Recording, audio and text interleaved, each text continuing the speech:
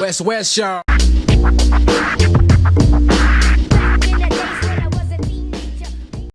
It's always interested me about Philippines and basketball, because that's their number one sport over there. And like you said, for people that don't have the height, really, but some of them do, Some Yeah, Filipinos bro. are There's tall, definitely some tall cats, bro. Tall cats, like, but they're normally the mixed ones, like the half caste ones. Oh, you know? true.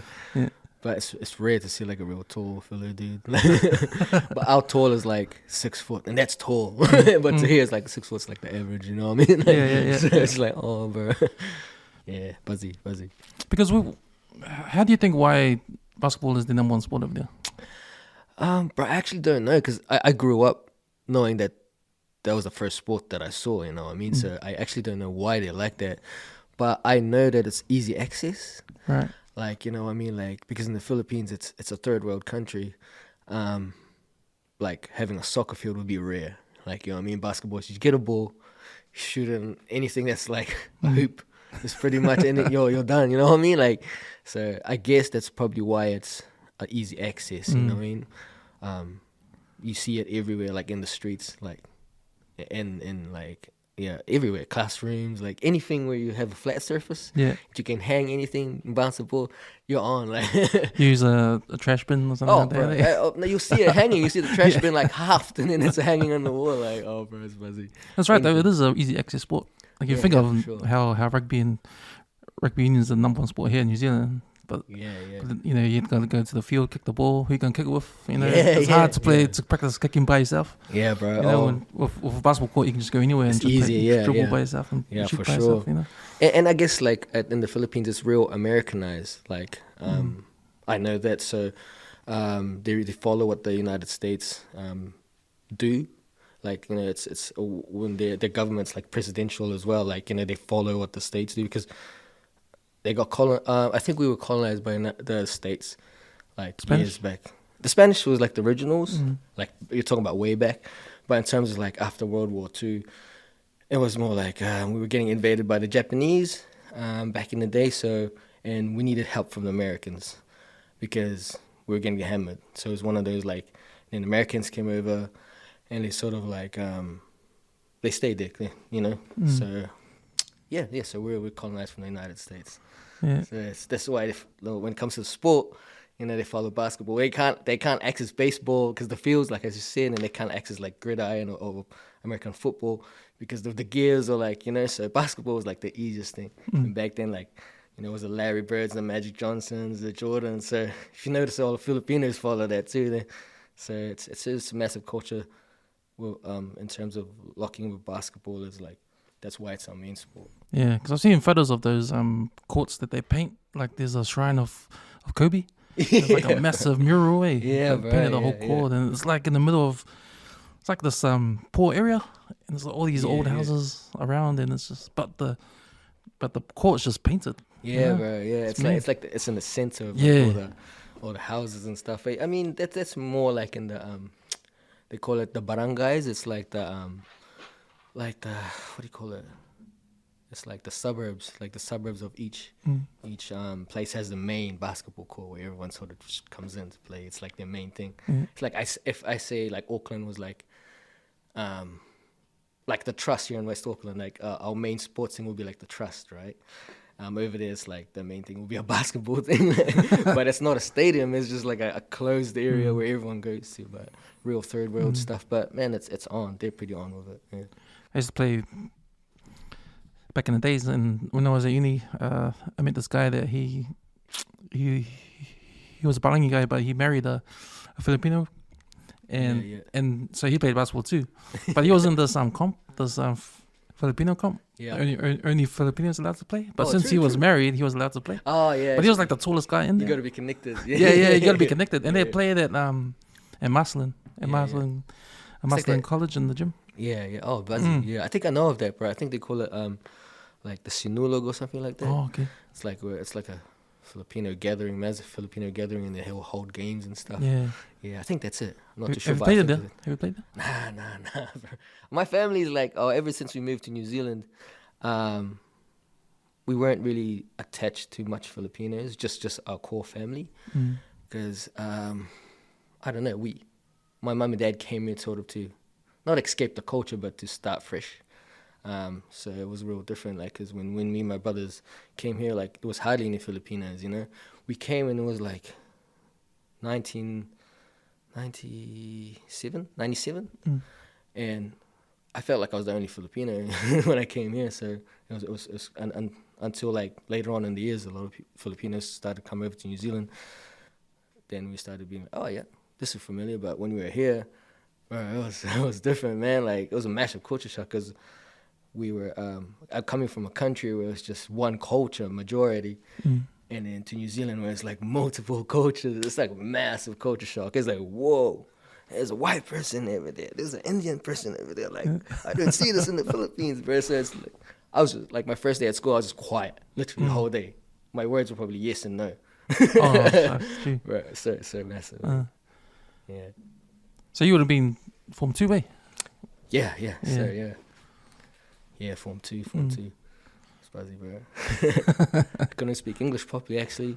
Oh yeah. Yeah, bro. I was literally like, so quiet. I was scared to speak it because we hardly speak it over there. I could understand, but speaking it was a different level, you know. So yeah. But I'm super happy to like learn the Kiwi culture now and love it, man. Like, so when I go to the Philippines now, oh, bro, it's reverse. Like, I can't speak Filipino. Like, I can understand it. When they talk to me and I answer back, they start nose bleeding hard out. Like, I'm like, oh, sorry. If I start speaking Tagalog, which is a language, they'll think I'm like, you know, like, oh, this guy's plastic. Yeah. So I just end up speaking just normal English with a Kiwi accent. They're like, oh.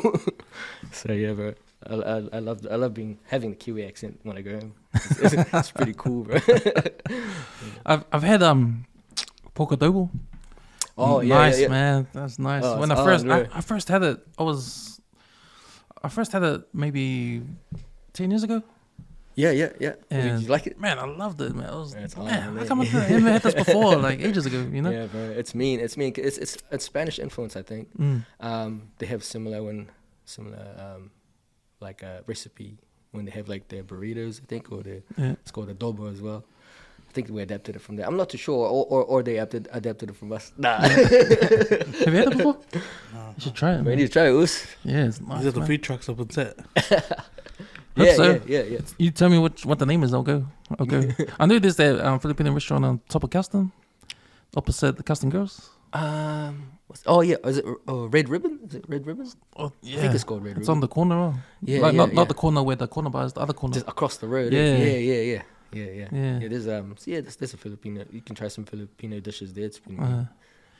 Try that pork adobo. Do on the review on the EOTC. Yeah, with Avishari. Nice. Sorry, bro. So we got the game on mute.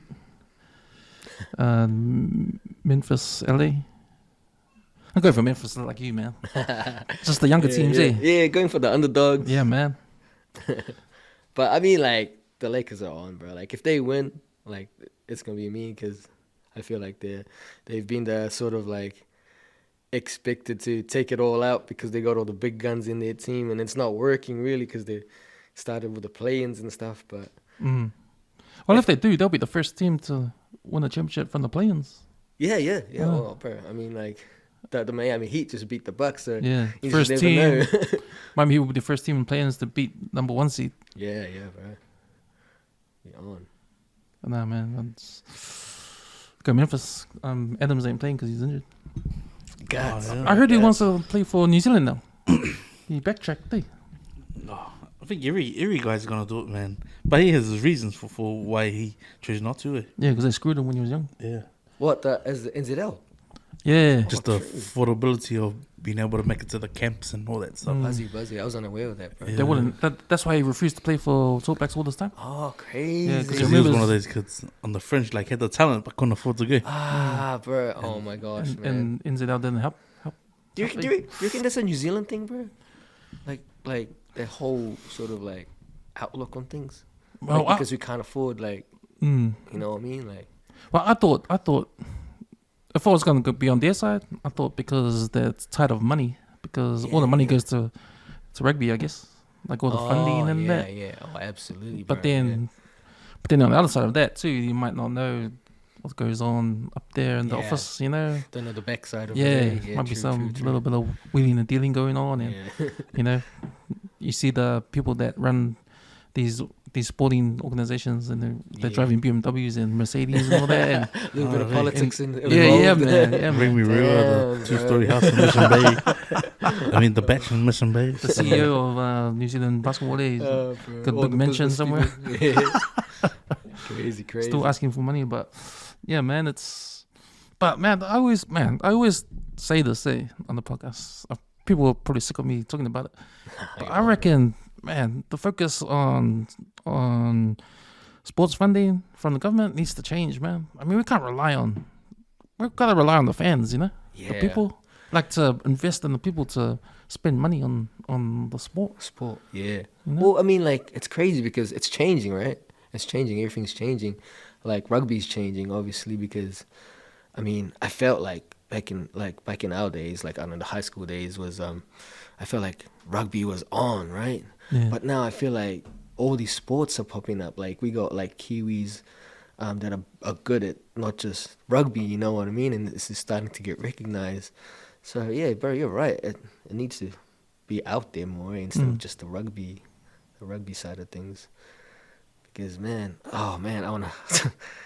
I don't know if I should mention this, but... Mention it, man. Bro, it's funny because growing up, in Waitakere, I grew up with the boys playing rugby. Like, a lot of the boys were playing rugby. And I'm a small cat, like, you know what I mean? Like, I want to play rugby too. So I always try to play rugby. But I was never with the boys. Like, I would never make the first 15. I would always be like 2 grades down. Anyway, so I started following sort of like the dancing, like, you know what I mean, the b-boying, like break dancing, and that was kind of my like way of like, oh, this is what I'm good at, you know what I mean? Anyway, fast forwarding that, like I followed up my career on dancing, and then I met this group of boys, and then we were all like not good at sport, but good at dancing, you know what I mean? And it was mixed cultures as well, which is pretty cool. You know, we had Samoans in there, we had Irish, we had Maori, Filipino, myself, 3 Filipinos came in. It was buzzy because it was our thing. And we did competitions. This was like 2005, 2004, and we were beating like a lot of crews back then, you know. And I was like, oh. And we got to a point where we got to like represent New Zealand because we there was no nationals or anything like that to compete. So we saw this video of the World Hip Hop Champs. This was 2005. No one knew about the World Hip Hop Champs, and we were like, I wonder if there's World Hip Hop Champs. And we were like, yeah, it's YouTube back then. And there's no social media back then. We had to go on YouTube, and then we saw this hip hop comp, you know, and it was like Canada, the US. I think it was Holland, Trinidad, Tobago. It was only like a couple countries. And I'm like, man, New Zealand needs to go there. So we started to chase it, right? But we needed funding, bro, to get to there, right? So we would like approach people of like I don't know, companies. I don't know, like even New Zealand Sport, like, you know, just to see like where they at with like, oh, hip hop, like, you know what I mean, bro. And to them, hip hop was like hip hop. Like a gangster thing, like, you know what I mean? And they're trying to ask funding for money to go and compete at the World Hip Hop Champs, which no one knew about. So it was pretty hard, bro, getting funding. And we felt like, bro, if we beat every crew here and every like competition, aren't we the best in New Zealand? Like, So who was running these other competitions? Who was running them? It was like wasn't school competition. It was the first big competition we sort of competed was a Missy Elliott comp. So Missy Elliott came and she had a concert in New Zealand, and there was a competition to have like a opener for her concert, and she needed like a dancer, like a dance crew, like a hip hop thing. So they held like a Missy Elliott competition, right? And then there was a couple of crews like 888 Funk. It was like a Auckland University sort of hip hop crew. There were like South Auckland crews. I don't know if Blaze, you know, remember Blaze? It was Matt Gavitt. It was a Kelston. Oh yeah, and Fale and all that. They had a crew as well. I wasn't sure if they did Missy, but there was a Wellington group as well, I think, and we sort of had like a battle, and then we won. And then so we're like, damn, we got to perform at Missy Elliott's concert. So that was on, you know. And they were like, bro, this is mean. And we started looking for other competitions. And at the time, it was like Christian comps. It was CTC and Parachute. There was all these other dance things where you could perform. And we were always like performing. And we were like, bro, we ended up trying to battle breakdance crews. And we were just a dance crew. And we were all battling. And then we were winning these sort of like comps differently. You know, even if it was like a arts comp. Like where it was like kapahaka mixed with hip hop, you know, we were joining those ones, anything to do with hip hop, and we were like winning a lot of those. And then we just started to chase that a little bit more, and then we finally got our funding and stuff. But how we got it was crazy because we would busk in Queen Street, like come on now, like we were We're dancing on Queen Street, bro, like to busk to get money, you know what I mean? And we'd do like little functions just to get like little gigs just to earn that. And obviously we used a lot of our pocket money. Like back then, you know, a lot of us were just like in our 20s, so a lot of support from our parents to go to that comp. We went to Las Vegas for that first comp with the first New Zealand crew there. No New Zealand crew, and we're like, boys, we're representing NZ. And we were fortunate enough that Adidas, back then Adidas Originals, found out we were going through to the World Hip Hop Champs, and then we'll sponsor you with some gears. So that was technically our sponsor, not with money, but some gears. At least we had that. So Adidas was on board, and it was on because we competed. And then they have like heats, and then they have like the finals. We went through the heats, and we were like fifth. We're like, boys, we're fifth in the world. Like it was crazy, bro, because like no one in New Zealand knew this, you know. And then in the finals, we ended up coming seventh. This is 2005. Coming seventh. We came seventh. We were a little bit gutted because we knew we could go a little bit further. And then we went home and they were like, oh, cool, seventh place, New Zealand. Oh, you know, like a lot of people, our families were proud, our parents were proud, but to New Zealand, I was like, oh, seventh. Oh, that's good on you. You know what I mean? And then the next year, so we're like, boys, we know what it's like now. We know what to do now. We don't just have to busk. We have to actually go through companies and see what they can say, if they can sponsor us or whatnot. But by then, a couple of New Zealand crews started to find out that, oh, these guys went over just by asking the World Hip Hop Champs. Now we want to go over too. So we had a Wellington group called Legacy go over. We had then Blaze went over, and I think another group, so East Auckland group called O2, was church group that went as well. And then we all competed. So there was more countries now, right? So it started to be a more thing because YouTube was popping up with the World Hip Hop Champs. And then, long story short, bro, we came second, and we were the first New Zealand team to come home with a medal from the World Hip Hop Champs. And then we had silver, and we came home to the airport, and it was buzzy because everyone came to the airport. It was like, with a haka already, like, you know what I mean? And then we're on TV3 saying, New Zealand beat the Americans in their own game because the Philippines came first, bro. And that's another story because when they came first, I'm Filipino, so I'm like, hey, what the hell, bro? But I was like, Kiwi hard, eh? I was like, they had this chant. They had this chant. All the Filipinos had this chant at the World Hip Hop Chants where they say, Pinoy, Pinoy. It's like a Filipino thing, you know? And I swear, like, you know, I'm like, it's my country. Like, I'm all good. But at the time, I was like, I'm not gonna chant that, bro. I'm Kiwi hard, man. Like, oh man, it was buzzy, bro. It was so buzzy. Anyway, we came to the airport and it was on. And then from then, New Zealand hip hop exploded, bro. It exploded because then you had obviously Request, Paris Global take out the first gold in New Zealand. And I remember they were like the varsity of our generation. When we were teaching, we were called Desire back then, our dance crew, and we had workshops and whatnot. And I remember like Paris and her girls used to come take classes from us. And it was on, bro. It was pretty cool. Back then, we were just treating it like, oh yeah, everyone wants to take our classes. Let's teach some choreography. And then looking back now, I'm like, whoa, Paris took my class. That's pretty on. You know what I mean? Yeah, it's pretty buzzy. I tell my daughter, because she's a Paris fan, like, hey, Paris used to take my classes. She's like, whatever the hell, you're not that cool. Like, I don't have footage back then. Like, I can't show on YouTube. But I'm like, But yeah, It's pretty buzzy thing, man. Yeah, a little bit of a out track there from what we were talking about, but man, I'm just saying that like trying to get funding right was really hard because we were at the point we felt like we were the top of New Zealand and we were representing the country.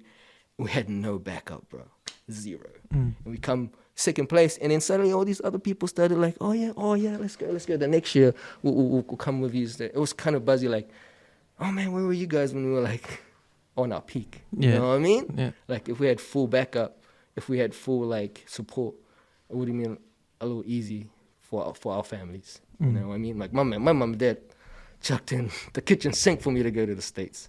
You know what I mean?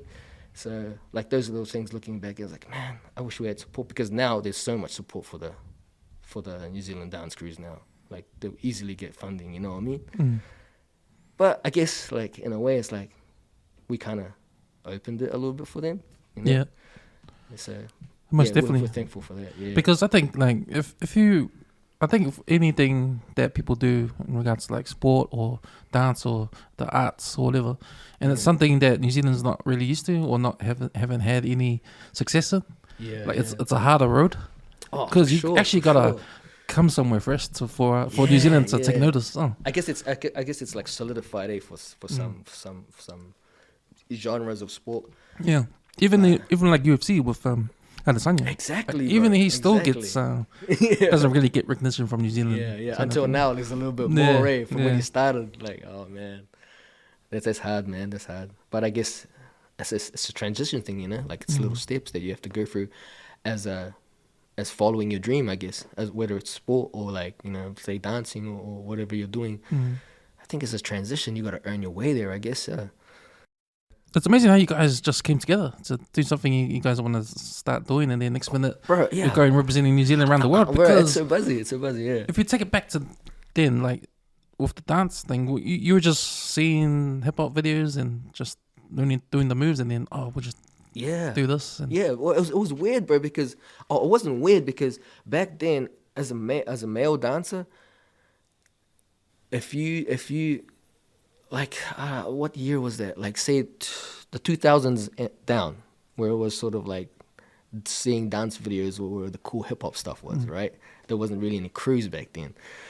So every time you see a male dancer, you'd think, oh, that's not as masculine. You know what I mean? You get that vibe where it's just like only girls do like it. ballet. And Yeah. Not just that, but it's like, just, you know, hip hop dancing wasn't as on, especially if you were like a group of boys doing hip hop. To them, it's like, oh, what do you mean by hip hop? Like, you know, they start to question. So when we were doing hip hop, things was a lot of breakdancing tricks, a lot of like when crumping first came out. So that was the hip hop we were trying to represent. And it was weird because I was from out west. I was two guys from out west, a couple of guys from Central, most of them from South Auckland. You know. How'd you hook up with them? How'd you hook up with everyone? Yeah, so one of the boys that was from South Auckland went to Excel School of Performing Arts, Alistair, and then myself. That's how I met him. And he was like, oh, bro, we're doing this competition. And so I sort of joined him with some of the other boys, past Excellians. And they were like, yeah. So it's four of us. We did this Māori comp, and we just infused hip-hop, and then we came first. And then the next year, some other comp started, and we're like, oh, hey, bro, let's grab this guy from this guy. Oh, bro, I know this dude's pretty mean from out west. Oh, yeah. So we just sort of gathered ourselves, and it was mean because it was just a group of boys that love dancing, bro. Yeah. Like, you know what I mean? Like, we weren't trained. We weren't trained dancers. We just loved doing it. A lot of crews right now are trained because they start studios, you know. There's school programs now. Back then, hell no, you'll never find a hip-hop school program at a high school. No way. But now there's heaps, bro. And even in primary, like myself, I'm at a school, educational school program where we sort of teach a different outlook for kids of how to have a different understanding on learning, but we're doing it in hip-hop. Letsiva. I don't know if you've seen it. It was on my Facebook. So I'm part of that, which is amazing because I wish I had that when we were young, you know what I mean? Like, I can tell kids right now, like, hey, to be successful, you just follow your dream. You don't have to be flash. You don't have to wear a tie or like, you know, have a rich background to achieve your dreams. Like, you can literally do it if you dream big. Because I feel like I've done it myself. Like my dream was like, I wanted to dance in front of a crowd. I remember this. I don't know if you guys know Justin Hayo. He was the So You Think You Can Dance winner back in the day. He was a male, and I saw him come to our school and he performed. And I was like, man, I want to do that one day. I want to go around and perform and be cool. You know what I mean? And then I tell kids right now, like, I'm way past that. I go to the world hip-hop champs. Like, that's the pinnacle of, like, you see, like, the top of the top. You see, like, the Jabberwockies there. You compete, And I could tell kids, like, hey, I was your age when I was dreaming to get to that stage. And I achieved it from the right support, from hard work, and never giving up, So I guess I'm blessed to have that tool to say to kids, hey, man, it takes a while to get there, but you can do it. It's progression stuff, Especially if you're the first sort of guys coming out of New Zealand, you had no one to look up to, besides the rest of the world, and just go ahead. But with the style you guys brought, like, I guess you had your own like sort of style as well, added into the hip hop stuff. Hip hop, when you think of hip hop, it's African Americans in America. Yeah. But you guys from New Zealand, and I think you said the haka. You put any New Zealand styles into the moves, bro. And that? Yeah, we're definitely ingrading all that. Like, we had like, I remember one comp where we infused like a whakopaki in there. You know what I mean? But then it was out of it because the American sort of was like stomp stuff. Like, nah, bro, nah. You do it with boots, like, you know what I mean? Like, so there's a little bit of like educational like awareness in there. Like, we tell them, oh, hey, nah, and in Samoa, it's part of our culture where we do a slap dance. It's called a whakopaki, and they're like, oh, yo, what's it called? Yo, we call it stomp right here. Like, like, it was buzzy, bro. It was like, nah, yeah, it's different. It's different in New Zealand. Like, man, yeah. So that was buzzy for me.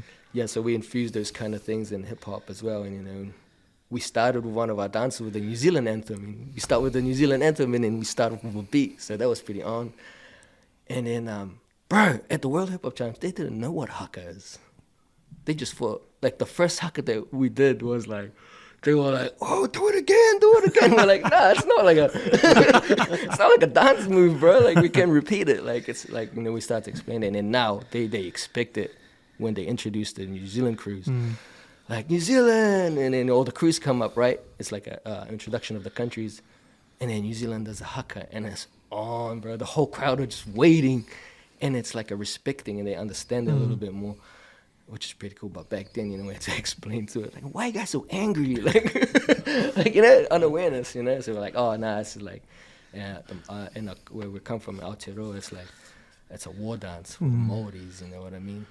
And we use it as an introduction or a welcome, or like, something to hype you up. Like, so there's just so much stuff to sort of like mention to them.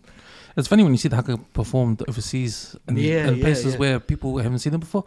Like, I remember when they give it a go. Yeah, like I remember when the All Blacks did it, and against USA when they played USA, and I think James Harden and all that were there, and they did the haka, but the American team was like looking at it like it was a performance, like what the hell, item, and they were like confused. The camera zoomed on their faces; they were all like looking confused. Some were like, some were like cracking up, and then when they finished haka, they were like going, yay, because they don't understand. Yeah. And then Michael Campbell did it in golf. Yeah, I didn't know at that. the PGA Tour. He did.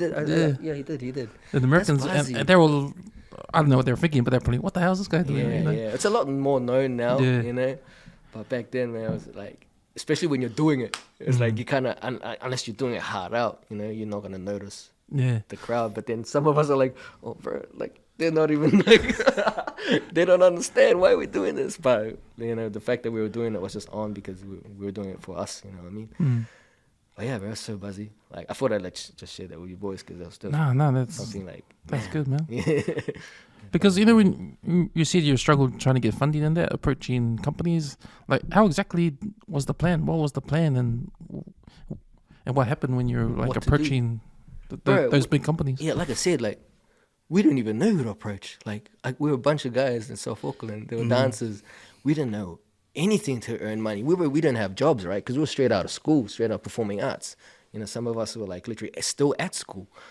So we were like, how do we get money, boys?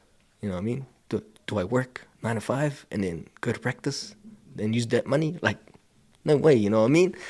So yeah, bro. At the end of the day, we actually didn't get much. We had to get it off our pockets. You know what I mean? Some of us had to sort of like, and I wouldn't say take out a loan, but borrow money from like friends or whatnot. But yeah, man, it was definitely hard, bro. The second year was a little better because then A little bit more recognition. yeah, there. more recognition because we were seventh in the world. So a lot of like oh, okay. We'll lend you our hall or our church so you can perform there and make a concert. Then a lot of those started coming in, so which is pretty cool. So it's like, oh, okay, cool. So a lot of like fundraising concerts were involved in the second year, and that was pretty cool because we were like, and we knew what to do. We were a lot more, it pushed us a little bit more because we knew what it was like, you know what I mean? But yeah, coming second was just like, oh, we're in the podium, boys. Like, it's crazy, man. Like, holding up that silver medal, even if it wasn't gold. And you know, the fact that New Zealand was, they didn't even know who we were. They thought we were like England or something because of our accents. I remember walking in the mall and they're like, hey, y'all from England? I'm like, you know how far England is from New Zealand, bro? Like, nowhere near. But yeah, we were just like, from New Zealand. They're like, oh, yeah.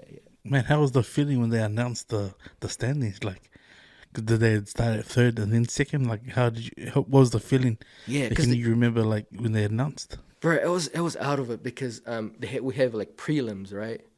And then in the prelims we were second, but then you see the points. So the next day is the finals. So when they announced Desire New Zealand for second place, we were like, boys, we came second. Like, it was mean, bro. And this was like only the prelims where it's not solidified, but we're backstage like jumping in like. At the same time, we're like, nah, it's not over, boys. We're this close. Like, we're just thumping our chest. We're that close to coming first in the world. You know what I mean? But we also seen the other crews perform, so we were like, ooh. So our nervousness was like, and we're like, we're not trained dancers. You know what I mean? Like, we're just relying on our skills and our camaraderie back then. So it was all emotion, man. Like. It was like we were not representing just New Zealand, but our families as well. So it meant heaps for us just coming second on the prelims. And we saw the scores. You see, like, they posted up the scores before the finals, and then we were like, I think 0.1, 0.5 away from the Philippines. And then, man, it was just like, boys. So we came second anyway at the end result, and we were super happy. I remember having the big video camera back then, and I was just filming the boys, like, boys, we came second. I think we were happier than first place, but then, bro, first place you could see it, bro, because the Philippines, you know how third worldy it is over there. Yeah. No, for me, like growing up there, and then like, man, nah, these guys feel a little bit more, like, you know what I mean? But then in my head, I was like, hell nah, I feel more like, you know what I mean? Because I'm living sort of both worlds, but it was on, bro. I didn't really care about the first place. The fact that we're in the podium and we're from a little country down underneath Australia, coming second. Australia didn't even make the podium, so we were like, whoo, we beat Australia. Like, you know what I mean? So that was another massive thing for us because we knew that they had a lot of mean dancers as well in Aussie. But yeah, bro, it felt mean. It was like coming from nowhere. Yeah. Been a dream for me to see someone perform on a school stage. Like, I want to be there. To standing on the podium for second place was, whew, yeah, it was on. So like, the first time you came seventh, you guys had to spend your own money to get there. Yeah, absolutely. Even sort of like the second year still, but we had a little bit more help from concerts and stuff. So it was a flight straight to LA and then straight to LA, yeah, and then to Las Vegas. Yeah. Oh, the first 2 years was in LA, and then from then on it was Las Vegas after that. Oh yeah, which was even more money because you had to land in LA and then drive to Vegas. So it was like, accommodation. How's that drive? Hot, bro. Blasting the aircon the whole way. Cause how long is it? It's like I don't remember. I think it was like maybe a 2-3 hour drive from Los Angeles to Vegas. I'm not sure. I don't remember. I was just too on at the moment. I was just too like buzzy that that we get there. Because a lot of us boys sort of say like, "Oh man, imagine if we didn't go to the HipHop chance, we'll have all this money saved up." You know what I mean? Like, bro, I'd have a down payment for a house now. But then we look back at it like, nah, not much people can say that. Experience. You're the first NZ crew to bring a medal back. You know, like, you know what I mean? You to open these gates for these other crews to go over now because they know what it's like. They have like a blueprint of like how to get there, what kind of dance to show or whatever, you know. So, and when we think about it like that, it's like all good. I mean, there's nothing to show for it right now but footage and credentials. But you know what I mean? Like, you can't really buy that stuff. So that's the way I sort of look at it. Yeah, it's on. And New Zealand being a hip hop, because if you think of any competition out there, like being in the top 8, you make any kind of playoff or whatever, top 8. You guys came 7th in the world, you know? Yeah. I mean, top 8, that's under top 8, right? Yeah, it's still still pretty cool. Yeah, and then you guys come 2nd the next year. Yeah. I mean, New Zealanders must be at the top. Yeah, well, it's till this day. Like, how many years it's since been 2006 when we won, and now it's 2003, and then I think there's been 2 gold medals from New Zealand already. Oh, shucks. You know, throughout the years. If not, a lot of other in the varsities. There's like I mean, Sweet and Sour. They were from Kelston too, and they got the gold for varsity. You know what I mean? So there's a lot of gold in different divisions, but for the adult, there's two gold medals, which is pretty cool, man. Like, whew. Like, they're coming from the 7th place all the way to there. Yeah. Yeah, and then now you got one of the top choreographer in the world right now is New Zealander. So Yeah. that's pretty cool, eh? You know what I mean? Back then, you couldn't say that, you know. Because Americans held that down, hip hop, like in the dance scene. But now it's world spread, and New Zealand's up there, really up there. And you got Lance Savai, and then Paris Global, which is like, you know, and the Pacific Islanders from New Zealand, you know, which is pretty on, because I vibe with that, and I fuck with that as well, because majority of the boys that I danced with and grew up with were Pacific Islanders and Maoris, so I understand that sort of vibe as well, you know? Not just the Kiwi vibe, but also that vibe. And my wife's Maori, so like, you know, so it's on, bro. Like, I love that the mixed cultures that I grew up with, and as the Kiwi culture, so good, man. I mean, how good is Paris, eh? Like, Oh my gosh, her she's influence all amazing, over bro. America with every single piece of choreography. You know, it's like almost you can't get anywhere ahead without her doing the thing. Yes, bro. She's done 2 Super Bowls as a choreographer. Like, what? Like, you know what I Crazy, mean? Like, yeah. even Americans praise her right now. You know, like, so. And you sort of like you sort of recognize her style now. Yeah, Because it's so out of it. Yeah. You know, it's so out of it, man. It's got to be Paris. Yeah, You know? it's got that uniqueness of it. Yeah. Yeah, it's really Even with cool. the music videos you see. Yeah, man. You know? It's the big artists, you know, like Justin Bieber, like you got like Rihanna, obviously. This Nicki Minaj, I think she did like some movie for her as well. So, man, some big names. Yeah. Yo. Because you know how I watch a lot of NBA, you see all the cheerleaders. Yeah. And they do their dance moves. I'm Yeah. thinking, okay, that's what they used to. Yeah. That's what the style used to be like before Paris yeah, came on the scene. Yeah, definitely spot like the differences, the inspiration of some of them. Yeah, like, oh, yeah. That's all good, man. So you know when you guys came back home after winning 2nd, were you guys gonna go again to try to get the goal? So we went a couple more years, but the crew started to change, right? Because some of the boys sort of like it was a transition for them. Some of them had to work full time, so the crews changed a little bit. So the 3rd, 4th year was half the crew changed. We went back in 2011. No, 2007. Sorry, is the next year after 2006 when we won. And man, that was the biggest transition for my life, bro. It's because we came from 2nd place to 11th, but because there was a lot of like emotional change in the group. You know what I mean? Like. The main guy that was looking after us started, we're a company now. You guys are like the workers, kind of like, dude, like, you know, it started to change in that kind of way. So Like the culture.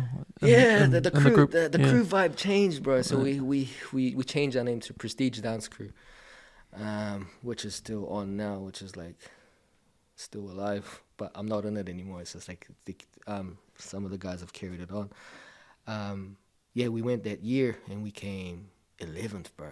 Like, cause we had a massive bail in the crew. Like, I had an accident on stage when one of the Usos was supposed to do a double backflip, but just did one and then bailed. So that was a massive deduction on our card. It was like a do or die for us. Like, he literally decided on the spot, I'm gonna do two. Like, and then we all looked at him during the performance and like, oh, bro, boom, and then just missed the first one. And then, man, he stood up, kept dancing, but by the time the judges already made their mind, like, these guys aren't gonna place because, you know, with a massive accident like that. So yeah, that was a big turning point for us. And then the next year we went back to 2008 and we came fourth. And we were like, that's it, boys. You know, fourth is still big. We'll stop here, like kind of thing, because we've spent so much money on just all that, you know, that saving up for 4 years straight. You know, that's a massive like Commitment, man. Like, you know, and I look back and I'm like, I should have stopped after two. but yeah, I mean, you couldn't. The experience was mad. Like, I wouldn't be standing right here talking to all the primary schools that I go to. And say my experience, you know, I can't say that without that what I went through, you know. So I can't be thankful enough and blessed enough to have that experience and mention it to kids that, hey man, you can dream big. If you need to follow your dreams, whether it's like, you know, dancing, whether it's like, you know, you want to be a cop or a doctor or own a business, you know, you got to start from somewhere. There's progression, but there's different ways of learning. You don't have to do literacy all the time. Sometimes you can just watch videos or like voice it out or you know, because back in that day, I feel like literacy was a massive thing for us, you know, like to write. Some of us couldn't write because some of us, like, there's a lot of kids, especially like the Maori and Pacific Islanders, where English was our second language, you know, so it was hard to understand the Palangi way. So what we tell the kids is you can learn different ways, not just the one way. There's other ways to learn and better, and we're trying to say it in a dance way. And yeah, bro. So I can't mention my experience without my experience. If I didn't do it, yeah. Who pushed this initiative? Was this because I think I saw one of Alistair's clips, Yeah, and bro. then it was just him talking about being triggered as a kid, Yes, bro. and yes. that was massive, man. Like, just him opening up about it and like saying that he got to class and he got a hiding when he got home. Yeah, And bro. he went to class and, you know, of all days, the teacher didn't try and come and understand as a kid, you know. And that was the message was, you know, if a kid who speaks out loud where he hasn't, it's not normal of his behaviour, then Yeah, something's bro. wrong. But the teacher didn't give him the time of day, you know. And he remembered it, and he carried that for so many years. Held it in. Yeah. Yeah, bro. Yeah, I mean, he pretty much that's, oh man, this is like a massive thing. Like, it's connected to like what I do as a trainer as well, and it's Siva and dancing. So this is pretty much a nutshell of why I do what I do. Is when Alistair went through that stuff, he applied it to change things, right? So he's a high school teacher right now. Again, a South Auckland kid that came from nowhere and just started dancing, and now he's a high school teacher, is massive. So he's teaching high school kids. So he thought about a plan of like, man, when he started young, he didn't have all these avenues. So he's trying to give that as a thing for little kid, for primary kids, because that's how he saw it. And that's why I jumped, when I had my accident, it was the accident involved in the ports, I was shattered. At the time, I didn't know what to do with my life. And he came up to me and goes, bro, I'm doing this massive thing that I'm stepping out on, which is called Let's Siva. And I'm chucking all my eggs in it. Do you want to be on board? This is what we're going to do. And he pitched it to me, and I was like, bro, there's nothing more that I want to do more than dancing and to inspire. And that was my window of seeing it, you know what I mean? So it was crazy, bro. And now we're in front of kids coming from backgrounds that are like rough, like, you know? And I'm saying like, hey, I didn't know how to speak English when I first came here, you know? And if I see a student out there that would relate to me, you know, in terms of learning as well, then I'm going to say it. Like, I came here as a intermediate student that couldn't speak English and learned my way to adapt, all the way to right now speaking to the kids in English, telling them what to do is big for me, you know. And I can tell them, hey, don't worry, bro. I know you can't speak English right now, or it might be hard, but if you trust the process, work hard, and just stay in there, it'll be easy. You'll be talking like Q anytime soon. Like, you know what I mean? So those little experiences is like what's awesome for me to show the kids. And Alistair's doing the same thing. He's not necessarily talking about his background, but saying, I'm a South Auckland kid. When you grow up as a South Aucklander, you're resilient. You know that way. So you're automatically like working hard because you live hard, you know what I mean? And yeah, I fuck with that, bro. Like, to me, it's like, whew, that's massive, bro. Because I can understand. I came to New Zealand from the Philippines, not knowing how to speak English, and then all my mates were the Pacific Islanders because they were going through the same shit because they couldn't like speak English as much. You know what I mean? So they were finding like the Kiwi culture a little bit hard as well. So I was vibing with them because I couldn't vibe with the Palangis. You know what I mean? Because they were just like thought I was weird because I couldn't speak as much. And then so I was like, oh, I'll go with these guys. They're learning the same vibe as me. So that's how I grew up with Samoans and all the way to Waitakere, you know, until I went out of school. And then Alistair actually thought I was Samoan. I was like, nah, I'm Filipino. You know what I mean? But yeah, bro, I was out of it. And now we get to show that to kids that, you know, we can, coming from a background that's a little bit difficult and a lot more transitions involved. You can achieve you can achieve your dreams. You can achieve your dreams more. Like, even though if you come from that place, you can still dream big. You know what I mean? And we say it, and we go into school speaking like. We don't speak like normal teachers. We come in saying, "Hey, what's up, bro? Hey, homies!" Like, you know, we talk like that, and then the teachers are like.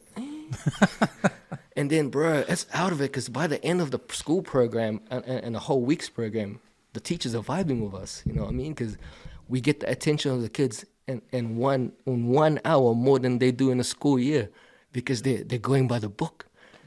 You know, imagine little kids from South Auckland or like even West Auckland, and they're like, "Oh, he talks like my dad. He talks normal. Oh, I can understand that. Oh, I know what that means. Oh yeah. Oh." He accomplished his dream. Oh, that means I can do it. Like, you know, having a kid understand that is everything, bro. Like, we have kids coming up to us, "Oh, can you be my dad?" And we're like, "Ooh," it's a little bit like, you know. And we get, "Oh, you're the coolest. Can you come again?" Like we get that. And then I think to myself, if I was a kid and I started saying that, "Come again, you're the coolest," then it must be working. Yeah. You know what I mean? Because for me to say that if I was a kid, that means I'm really saying it. You know what I mean? And it's not just one school. Like, it's all these schools. And we've done, like, say, nearly 15 to 16 schools this year. And it's been 3 years. And we're still trying to push this thing called Letsiva. And some schools may sort of brush us off a little bit because they don't know what it's like. You know, they think, like, Letsiva, oh, it's an islander thing. You know, we're always put in a box when we say that. But even when we walk in with like snapbacks and like, you know, like comfy gear sweats, because we're dancing, they automatically think, oh, hip hoppers. Like, you know, it's always that persona, you know what I mean? And by the time they hear us speak to the kids, by the time it's like, we tell them like, oh, we come from an educational like Alistair's like a school teacher, and we say that I say I'm a personal trainer. They're like, whoa, these guys have like experience, you know. Once when we say our credentials, which we always have to, you know, and we show it, then they start to respect us a little bit more, and they start to like open up, you know, the teachers and stuff, which is cool. And some teachers do understand straight away, like they know us and like, oh, that's cool. Then they've come all the way here to enter our school and organize that, they must be on. But then there's some where it's like, oh, what's this hippity hoppity, like, you know what I mean? Mm-hmm. So we always have to prove ourselves, and I feel like for myself, I've been doing that since day one, bro. I always try to prove myself because I'm like, you know, I don't know. It's just, I grew up with it. So until this day, I'm trying to prove myself. Yeah. You know what I mean? Because when I first heard him share that video and then share about what his goal was to implement a program like that into the school, and to me, it was fire because it just meant like if you ask like say 100 kids talk about an experience at school that they had, like whether it be a teacher or mentor wise or guests, they're always gonna refer to someone that's our color, sounds like us, and did something real cool. And like dance is like amazing. Like everyone remembers the talent quest. Everyone remembers something from school that had to do with dance, or everyone taking part. Like the way you get the kids to engage and all that. That's like, man, that's mind blowing. Like even as a teacher, like you can imagine like a teacher just trying to take control of the class, and like you're always gonna have a few kids that won't listen. But the groups that you guys have, that's not just like one class. That's like the whole school. It's like, literally feels like the whole junior school. So when you get the whole junior school doing exactly what Alice is saying, and then you guys are dancing in the back, that's like, man, kids are gonna be wild like straight away, bro, you know? Yeah. And like that's what I mean. Like when we touch up on that, what the kids like to do, and then we educate them with other stuff, then we get their attention, and that's why it's so on, man. Like there's not much.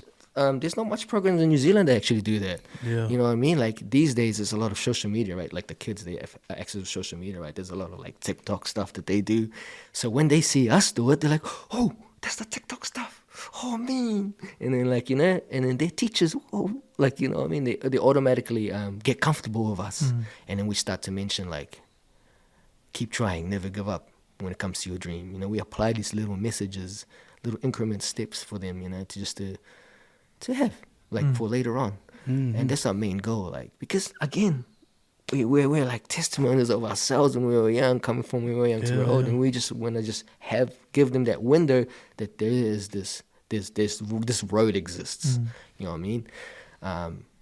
Yeah, bro, it's just so on. I wish you guys could feel the hype when we're actually teaching. Yeah, because I know it, because I remember when we had visitors at intermediate and they'd come in and they were like maybe like part of a basketball program, or like it was the radio station, but you got the hype because you saw everyone else getting hyped. But when I seen the way Alistair delivers and the way it unfolds, just the intro, it's like very straight away you're hooked there. You're hooked because you want to listen. But because he sounds like us, he looks like us. Yeah, it's like, bro, every kid that's sitting there is obviously gonna go home and tell their dad or their nana like, oh man, there was someone guy, mom, he was making everyone clap, you know, he was telling everyone to get up and dance. And like, I think if we can make kids be themselves and in front of like visitors, like, you know, we've said it in other parts, like the second you try and pedestal someone that's a visitor coming to the school, but to get them engaged the way you guys do, man, you're a winning product straight away, you know. And I feel like, man, that's such an awesome thing, especially because it's like homegrown and it's birthed from something with a good intent, you know. Yeah, absolutely, bro. And that's why I love doing what I'm doing right now, you know, like, because it's inspiring and helping. You know what I mean? And like I have 2 daughters. You know what I mean? Like as growing up, and then you have kids, as a parent, you start to understand more because you've been through that stages, you know. And when the tamarikia, that stage, they're real fragile, you know. That you learn most of your stuff when you're that. Even if you don't know that you're learning it, you're absorbing all that hype or that being inspired or like seeing or being influenced, you know what I mean? You absorb it at that age, and then you start to bring it up, and you start to say like, hey, I grew up with this stuff, you know what I mean? So it's like they're like little sponges, man. Like you start to understand more, like especially what you do or what you say at school, you know? Yeah, man, it's so blessed to have that tool or that platform. That's why even having to have this talanoa of you boys is massive for me, because, you know, I get to share my story and I get to like say my why, you know. And that's why I'm like, Oos, you like, do you want to join us for? I was like, bro, I'm in, man. Like anything that I would say to just have one person listen and be like, I can relate to that. Yeah. Or oh man, I needed to hear that. Like, oh my kids, I need something like anything, bro. That's everything for me, man. Like to me, we had to capture it because I've seen Alistair's videos in it, and that's just on social media. Yeah, but it's like for me, it's like, bro, we gotta get an archive of this because you are Westie, you know, like you came straight out here and you pretty much lived out here, and like I keep bringing all these custom guys on, but I was like, nah, I'll get your Waitakere boy on here in the space, man. You know, to try and show some love for the school, but also because like, yeah, man, I'm just blown away at the work that you guys do, because I can recall my daughter when she was at high school, and Eugene Behrman showed up to Messi with Israel, and he was just saying about, I played 15 and that, but I didn't know I would end up being a coach for world champions, Exactly. But he goes, and he was just telling kids like, don't let people tell you can't, because you're the only one stopping you from trying to reach to where you want to be and stuff. Yeah, bro. But like, my daughter still talks about that, like when they came into the school. There See, you that's go, what I mean. bro. But I was like, bro, if you guys are doing it, people are gonna relate, man. Kids are gonna relate, and people don't realize like the stuff that they remember as a kid. Yeah. That's the stuff that if you reflect far back enough, that's like, all right, that's right, because these guys came to did this dance thing for us. Yeah, man. They just remember it. It was Man. I mean, when we were young, when we were as kids, like, we remember like role models, like, you know what I mean? Like, we remember our coaches. We remember like just the older cats that sort of like that we catch, right? That sort of like, oh, I remember Mr. or Miss da said this, like, you know what I mean? We dig that in, and even to this day, some of us bring that up because it's like our mentors back then, and having that platform or that role is just, I'm blessed, man. Like, it's so cool, bro. Like, I don't know. Just, I think for me, that's another transition that I'm learning, and I'm trying to embrace it as much as I can, because you start to realize life more, I guess, when you're at mid-age, right? Yeah. You start to, because I had to tell the boys about how we are right now. It's like, when you're young, you're always looking to the mid-age. When you're older, you start to rely on that mid-age to look after you, right? So the mid-age right now is where it's at, because all the ones around you are looking towards your help, your inspiration, your guidance, everything. So in my heart, I'm like, this is where it's at, man. Like, I need to give everything I got right now, because I'm going to get to the stage where I'm going to start looking back on like my daughters, or like, my nephews and nieces, where I'm going to be like supporting them now, because that's their time. I believe in the mid-age. I wouldn't put an age in there, but you know what I mean? When you have the kids, when you have when you're looking after your parents, when you got the job, when you're renting the house or whatever, that's when you're at your peak. You know what I mean? That's Straight when up. you can sort of like inspire more, learn more, teach more. You're on that platform, man. And I believe that doesn't last long, man. Like, it's a moment that you got to embrace. That's a good way of putting it, the middle age. Yes, Because so sometimes when you reflect on your middle age, you want to rely on, you say you rely on if you're old, you rely on your middle age to help you out, right? Yeah, but absolutely. sometimes when you're in middle age, you rely on your experiences right through when you started, when you were young, up until that point. Exactly. Those experiences are important, because that will help you teach others, Yeah, or help you move on from where you were. Like it's because I'm guilty of not doing much when I was through my 20s, bro, we all grow up. just drinking too much and partying too much. But that's learning, right? Yeah, You're still that's learning, learning, right? that's learning. You're gonna tell the generation like, hey, I went through this path. This is what's the outcome, like, and that's why you don't do, okay? Don't do this. It's some sort of like path, right? Or some sort of like story. Still, like, you can't say that when you're 20. Like, Nah, you can't, you know what I mean? You're still talking about school. It's something. Any experience, bro, whether it's hard or is it amazing or even flat or nothing, if the youth hear that, it's something for them. You know what I mean? Like, right now, if you hear a bad story of someone that went through some hard, dark stuff, you'd take it in and absorb it, right? You'd be aware of like, damn, I heard that right now. You hear something real inspirational that'll make you smile, or if not, inspire you, right? So either way, you're gonna absorb that. And us middle-aged cats, is it's up to us whether to like show our experiences, share our experiences, bad or good, no filters. We have that tool.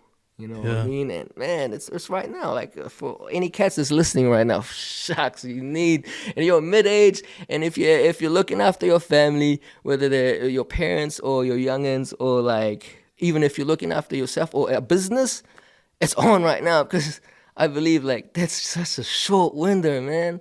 Like, you know what I mean? Like, I can't dance the way I used to.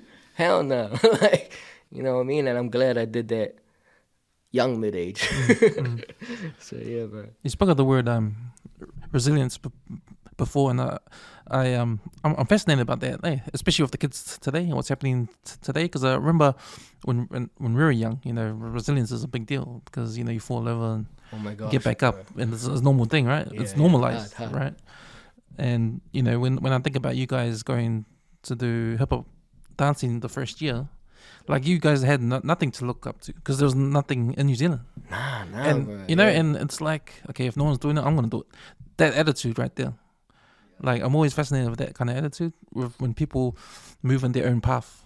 And if there's no path, there's no blueprint anywhere, I'm just gonna make my own path. Hard, bro. But Go against the water. Yeah, go against. Yeah. But to me, that's scary. It 'Cause is. you don't know what's in front It's because no one's done absolutely it scary, before. bro. Yeah. And for someone to have the attitude, I'm gonna be the first one. I don't know I know I love this. I'm gonna do it. Absolutely. Shit, am I the only one doing it? Who cares? I'm gonna just go. There you go, bro. People look at that scary. Nah, I don't do it. No one else has done it. I'll wait till someone else does it, then I'll do that. Yeah, You bro. know? Oh man, funny that you say that, bro. Because it's like if you want to take a big change, you got to take big chances, right? Yeah, you man. can't. It can't just happen if you just like, oh, I'm going to change this and be like, oh, good. You know what I mean? You got to sacrifice some sort of something. You know what I mean? Or some change, or get you out of your comfort zone, right?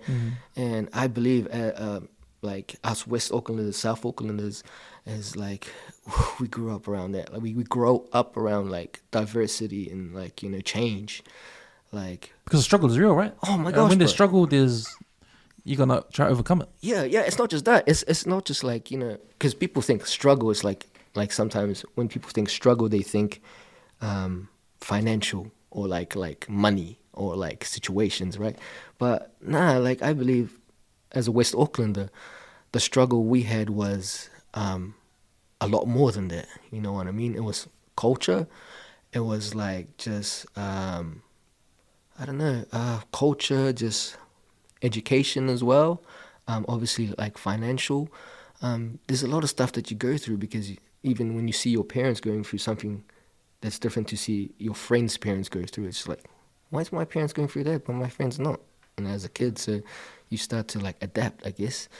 You know what I mean? Sometimes you hang out with the people that's going through the same thing, and sometimes you don't even have the people to hang out with. Like, you have cats out there that like, even my daughter's friends that I see, and I'm like, oh my gosh, bro, like, there's some stuff that I was just like, he lives in Ranui, and then, just went through some stuff, bro. He doesn't have his mom and dad. His grandpa just passed. He's alone at the home, and now he's got to move somewhere else with his uncle, and I'm like, this is my daughter's friend. Oh my gosh, like, shucks, and knowing that still goes on from when you grow up. It's massive, bro. That's crazy. And then, again, it's the culture. Sometimes it's the surroundings, it's the upbringings that you can't change sometimes. I can do as much as like, hey, bro, you can stay with us for a bit. But then, what can you do? Like, you know what I mean? Like, he's always not going to want to stay with us. Like, yeah. I know what you mean, man. Because It's hard, bro. I just thought about because I got I was in a divorce, but for the longest time, because my mum and dad, they've been together all this time, so I thought that was normal. Yeah. To me, growing up with mum and dad all my school life, they've been married for years. I just thought that was normal, and I couldn't understand the whole person having only mum, like a solo mum. Man, tell me I about did not understand what yeah. a kid goes through with just one parent. Yeah, bro. So for me, growing up with two parents, it was just the norm. So when I went through it in my adult life, it was like, shit, I didn't know how to handle it. Like, I never, Like, I wonder how my kids would, because I never went through it. Yeah. So it's like a whole different thing, but it's normal to other people that's been through that. It's like a normal thing, right? Yeah. A lot of single parents out there. There's a lot of kids out there with only one parent. Yeah. But because I never went through it when I was Don't a know what kid. it's like. I don't know what it's like Yeah. until Yeah, man, and it's so weird because I wouldn't say weird. It's just like just having that understanding is hard to come across sometimes. Like I mentioned, I grew up with the boys, my dance group, you know, and not all of them had their parents with them, you know what I mean? So it was hard to sort of vibe. Like my parents could support me to go to the World Hip Hop Champs, you know. Some of them didn't have, you know. So it was at a point where like, this is what I can offer for the crew, bam, you know. And you see some of the boys, that's what they give, and you'll be like, like, you know what I mean? But you know, you start to understand why, and then now like most of the boys have their kids as well, and then sometimes it's like, oos, are you alright? Like, you know, because you see some struggles, and they see my struggles with parenting, and then it's just, you start to understand more like what your parents went through, or what someone else is going through without parents, you know. Having the understanding is also like, no, like it's good, like, you know what I mean, because you understand, and then you start to be aware of it. Like, you know, for this my daughter's friend, like I'm aware of it. Like now, like I'm always like, hey, and my daughter's name's Abby. I'm like, Abby, can you check on him? Like, you know what I mean? You know, just give him a text, see if it's all good. Or like, oh, what's he doing for Easter? Oh, it's just, he can come up north of us. Like, you know, like having just at least something. You know what I mean? It's good. Again, as a middle-aged person, you know, you want to do as much as you can, because that's what the youth is going to be looking after. Because if you as a youth person right now, like, we understand it, right? From growing up in West Auckland, if we were in that situation, we'd need all the help we could get, like, because we know what it's like to live here without a parent, by yourself, like, without your boys, you know what I mean? Like, that's some rough stuff, man. Yeah, That's real rough, bro. Like, that's I true, guess, man. you know. That reminds me of a story.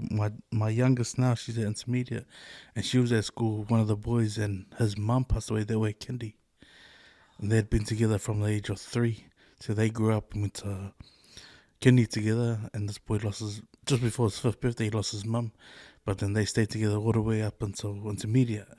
And I remember my daughter saying it was hard, you know, parting ways with him, because he always had his sisters around. And I used to always say, like, me and Nick would always say, oh, just make sure that no one picks on him, even when his sisters move on, sort of thing. Hard, bro. But yeah, it's like, you're sort of grateful for the kids to know that sort of stuff, because it's reality, you know, and that's some of the realities that you can't teach in your own home, but your kids will experience it. Yeah, bro. Because now that both my parents have passed away, my daughter has some sort of understanding of it. Now that she's in a space where it's intermediate, kids are gonna say stuff, or like, you know, kids can use that sort of weight against each other. They can in be the a bit. playground. Yeah, they can be a bit nasty. But rough, yeah. But it's good that you can have a teacher that can sort of say, look, if kids act a certain way, this might be part of the reason why. Yeah. If you all understand it, you know, there's obviously a reason why kids playing up. Again, bro. So that's why when Alistair shared his video, I thought, man, that's massive. Of course, because like, bro. if someone can actually come out and say, this is what happened to me as a kid, and this was the outcome, just me hearing it through his own telling of what happened, you know, that's as big as my daughter coming home and telling me, oh, so-and-so's mum passed away. Even though it didn't affect us directly, but you know about it. Yeah, to sort bro. of say, oh man, you got some sort of understanding of it, you know. And there needs to be a lot more of it, you know, because you know, a lot of people go through some stuff mentally, but because they don't normalize the conversation, it's sort of just locked and trapped in part of it, you know. Absolutely. And that's the thing, again, with us, like, you know, like, we're aware of it now. Like, the next person or the next kid we see would be aware, you know what I mean? Mm-hmm. And like that, you said that teacher, you know, if they say like, hey, look after that kid, that teacher already having that awareness is good. And sometimes there are teachers that, like, you know, what Alistair went through, a teacher didn't do anything, you know what I mean? And that's when it's hard. It'll affect you literally, if like forever, if you don't act on it as an adult. I think actively as a parent too, you need to be aware of that sort of stuff too. Yeah, man. Like, I mean, if your kids are like not wanting to go to school and they go to school, because man, I had a couple of incidents like that where my daughter didn't want to go to school, you know. But what it showed me is that, man, the loyalty in this girl not to spill beans, bro, you can't buy that shit. You can't buy it. She kept her mouth shut, you know, didn't want to knock on anyone. Yeah. That's hard, bro. Cause so like, you got 3 daughters? Is it 3? Yeah, I got 3 And girls. 1 son? Mm. Yeah, like it's me, bro. Parent to parent, like, you know, like. Oh, do you have any children as well? Yeah. She's got 15 here. Yeah, more experience than it. But yeah, like, you know, as parents, bro, like we're going through some stuff as well. You know what I mean? Sometimes it's like you want to understand what your kids is going through, and it's like, but you can't really go right in because they'll shell up a little bit more. You know, sometimes like when my daughter's a little bit like feeling down and doesn't want to go to school, I'm like, should I be the parent and be like, nah, go to school, who cares? Or should I be the parent and be like, nah, you're all good, stay home. It's all right, take your time. Or should I be the parent and be like, hey, what's up, man? Tell me everything. Like, you know what I mean? You start to see the little, like, things like, wow, I wish my parent did this when I was going through some hard stuff, you know what I mean? Because you're a parent now, you understand some stuff. And then you start to apply it. And sometimes it's not the way you want to apply it. Like, 'cause I want to know what she's going through, but she's obviously not going to tell me because, you know what I mean? It's her friends or what she's going through or her boyfriend or whatever, like, you know? And sometimes I can't touch on that subject because she's like, oh, it's with mum. I need to talk to with mum about this. Like, so having that understanding sometimes it could help. But man, there's some parents out there that would just like, tell me everything right now or else. Like, you know what I mean? Like, oh man. I'm not saying like, you know, telling parents to like, to how to raise a child, but like, you know, sometimes it can be a little bit harsh if you don't understand what they're going through, you know what I mean? I think for them, for those kind of parents that like always protect the kids, like from day one, like all up until when they're even high school, helicopter parents. Yeah, bro. You know, And a good, sometimes it's good on the certain kid, right? Sometimes they need that whole like, oh, my dad's got my back. Oh, that's on no matter what. And sometimes there's the type of kid as well that's like a little bit more introvert, like, you know, like, oh, no, I need time to myself, mom, my dad. Like, you know, understanding those little things is massive. I know what you're saying, man, because this day and age of social media and all that, I always think back when I was a kid, because, you know, when I talked about how I knew my parents were together all the time, so to me that was normal. But to me it was normal that, because my mom worked during the day, my dad did worked overnight, so they kind of swapped. Yeah. You know, so it was like when we come home from school, we always play outside. We play outside with the neighbors' kids and on the street and ride our bikes and all that kind of stuff. Yeah. So, you know, it's just like a normal thing. You come home, you throw your school back down and you go play outside. You come back home when the lights turn on, you know. Well, when the street lights turn on, that's when you go home. And then it's all good, you know. Mum's too busy because she's working. So she comes home, she cooks dinner, and she goes to bed. We watch TV, and then my dad he gets ready for work. You know, he takes off. So it's like, yeah, we just left to do our own things. Yeah. Everyone does their own thing in our house, you know. So to me, it's like normal. Like, oh, it is what it is, you know. I miss those days. Those days, actually. It seems so simple. So simple. Those days, bro. Like I don't think I needed to like have a conversation with like problems I had at school. Like whatever I had at school, You know, I just deal with it myself. You know, I never. Yeah. And my sisters, they're like, the same kind of thing. You know, there's nothing. Yeah, and again, it depends on the type of kid, right? Yeah. Like, because sometimes they're okay and they're like, oh, everything's all good, like, but yeah, absolutely. Because I feel like when I grew up, I was like the same as you. Like, I feel like nothing was wrong with my parents until I started seeing like my mates' parents. Like, I'm like, oh yeah, the dad beats up the mom. Hey, my mom can't. My dad hardly touches my mom. You know what I mean? And you hear about, oh, my mom gave my dad a hiding. Oh, my dad gave my mom a hiding. You hear that back at school, and it's like, whoa. Like, you could imagine, you know what I mean? Yeah. Like, sometimes the upbringing is a little bit different, you know what I mean? Especially back in nowadays when the smacking law wasn't on. You know what I mean? Like, bro. I would tell my daughter, the anti-smacking law was not on back then. Do you realize you how paint much? them the picture up. Yo, like, man, one of my mates came to school with 2 black guys and a big lip. And that You was wouldn't know normal. about that stuff. That's why kids are scared of clowns. Oh my gosh, bro. Yeah, so there's realizations sometimes you gotta understand. Like, we're from a different era. We learned it. We different upbringing from what's happening right now with the kids. Because man, none of these youth know what a smack is unless they're actually getting it. You know what I mean? Which is they shouldn't. But yeah, man. Where do you sit on that with the anti-smacking law? Do you reckon that's a cause of many things that are happening today, like ram raids and kids not being, parents not having any control because of social media influence? Bro, I was thinking about that the other day. Like, I wonder if all the kids will be like humble right now. Like, you know what I mean? Like, I wonder they will be all like hard workers and like disciplined. But I'm like, nah. I feel like there was still ram raids back in our day. You know what I mean? There was still like Just not public. yes, bro, just a lot of like you know, yeah. There was still a lot of crime. I feel like it was even worse. Like back in our day, like especially like the graffiti stuff. You know what I mean? The whole gangs. Back at school, like, you know, the whole cliques, like, I feel, I'll correct me if I'm wrong, I feel like there's not much gangs in the high school times right now, you know what I mean? So I'm like, maybe the smacking law maybe made that worse for us.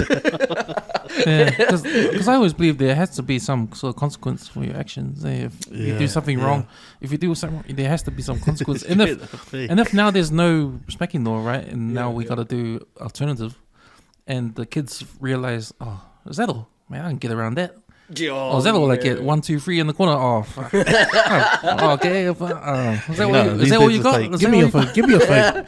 Turn off the Wi-Fi. That's what it is. Eh? You know, the kids, you know, is that all? And they'll just do their thing. You know, it doesn't work. I think. Bro, it's weird, right? It's weird, right? Like you'd think like they're naughty because of that, but I don't know. But if you compare it to our time, it's still similar. It's still similar. If not, I still think our one was a little bit worse. Like, you know what I mean? Like, oh, bro, when I first watched Once We're Warriors, again, I come from the Philippines, right? And I see Once We're Warriors, bro, I'm like, for real? So that was another shocker for me. I was like, that actually happens? And my wife, she's Maori, right? And I get, this actually happened to, like, Maori families. And she's like, Once Warriors is a little bit extreme. Like, you know, it happens, but that's the extreme of it. And then, but yeah, don't get me wrong, that happens, you know, the smacking and stuff. Like, anyway, she said it wasn't just Maoris. Like, you know, it was actually everyone. And I was just like, so all the New Zealanders, back, I was like, nah, because I never saw my dad lay one hand on my mom. Not once, man. Like, if so, it'll be my mom be the one laying the hand on her. But, you know, need the smackdown on not him. one, bro. Like, you know what No, I mean? I'm the same, man. Not one time. Yeah, but yo. I got the smackdown from my dad heaps of times, you know. Got the belt, you know. Yeah, bro. Yeah, Got the shoe. My mum used the shoe. My dad used his belt. The other day, you wish your prince didn't watch WWF. You're like, what did this guy just trying to hacksaw Jim Duggan me with the cricket bat? Wow. Yeah, bro. Oh, he's still alive after the cricket bat? Oh, sweet, the work as my son. But, you know, for me, at least I knew not to do that anymore. Yeah. And I knew it was bad. And so Yeah. it's not like my dad came home drunk and he abused us. No, it was not like that. Like, if we did something bad, like, you know, answer back or be disrespectful or be stupid or, you know, do something we steal or do something we're not supposed to be doing, yeah, we get a smack and then we won't do it again. I mean, we'll be scared of, we'll understand why, and then we'll try not to do it again. Yeah. We'll be scared of not getting hit again. You know? We learn from it. Yeah, we learn from it. Yeah. And I guess this is why the anti-smacking law is on right now, because it's guys like us that experience the smacks. So when we have the power to change things or laws, we're gonna apply that, because when we were young, oh man, smacking was like not on, and that stuffed me up. Yeah. So if you have the power to change that when you're older, I guess that's why it's not there. Well, the smacking law came about because kids were dying. Yeah, the Oh my abuse gosh. of like Kids were getting killed. yeah. But to get to that extent, it's a bit extreme, bro. Like, But then I they can't put my head around that. But then they question if it actually worked, because kids still died after that. Kids were Yeah. still dying. Damn. So you're like changing the rules for But people that's a good thing, though, man. Like, you know, because I got girls, and it's like, I mean, I wouldn't lay a hand on my, my kids like that.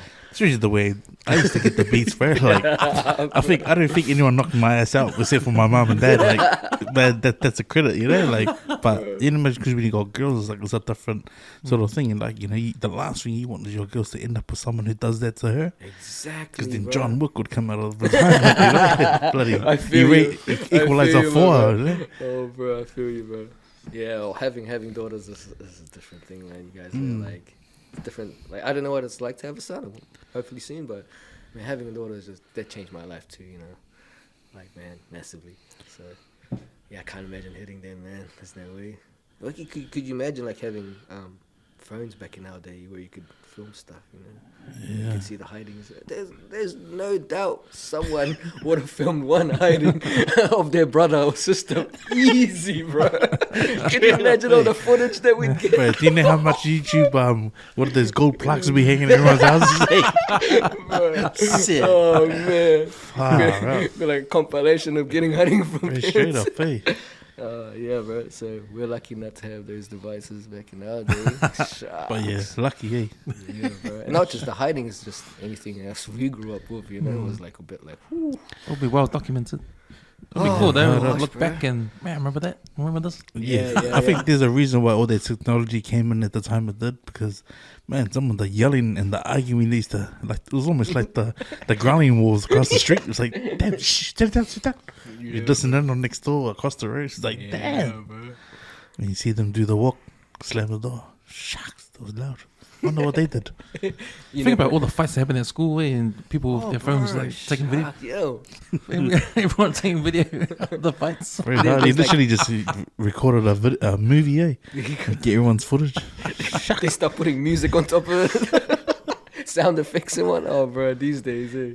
It's crazy, man. Lucky none of our footage is out there, bro. Because we went for some stuff, and you guys went for some stuff, and your guys' time as well. That imagine if it was on film, you know, like.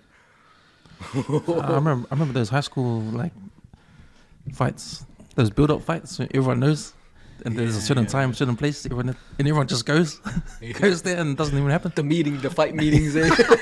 It's just like word for It's mouth. gonna be on the courts. It's gonna be on the courts after school, and everyone knows. The word goes around. Bro, that's out of it. The word gets around, and How? everyone. Wait, how? Next minute, everyone's at the courts waiting. That's so crazy. Now it's like text. No one even talks about it. Just message, and then boom, everyone knows. Even the teachers know. Fuck, the teachers and they planned out. I remember back in Marosco grammar school when I was third form. Remember the whole of De La Salle walking through our field, eh? Sharks and they're like at bats and everything, bro. I was just like, oh, De La Salle walking through our field, eh?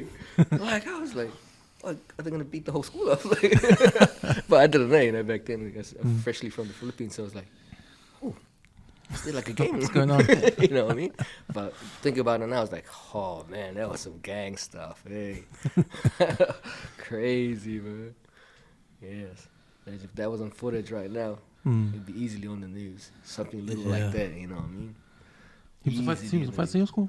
I guess not. Yeah, bro. Like, that's the norms, bro. That's a dumb question, eh? As much as it was, as last Waitakere College being sprayed all over the news, bro. It just imagine if Caston had it back in nowadays. Oh It'd my be all God. over the news. Yeah. So I had posted Sam to post fight on the forum. It's funny, bro, because having the way it happened, and like there's a lot of support from like around the world.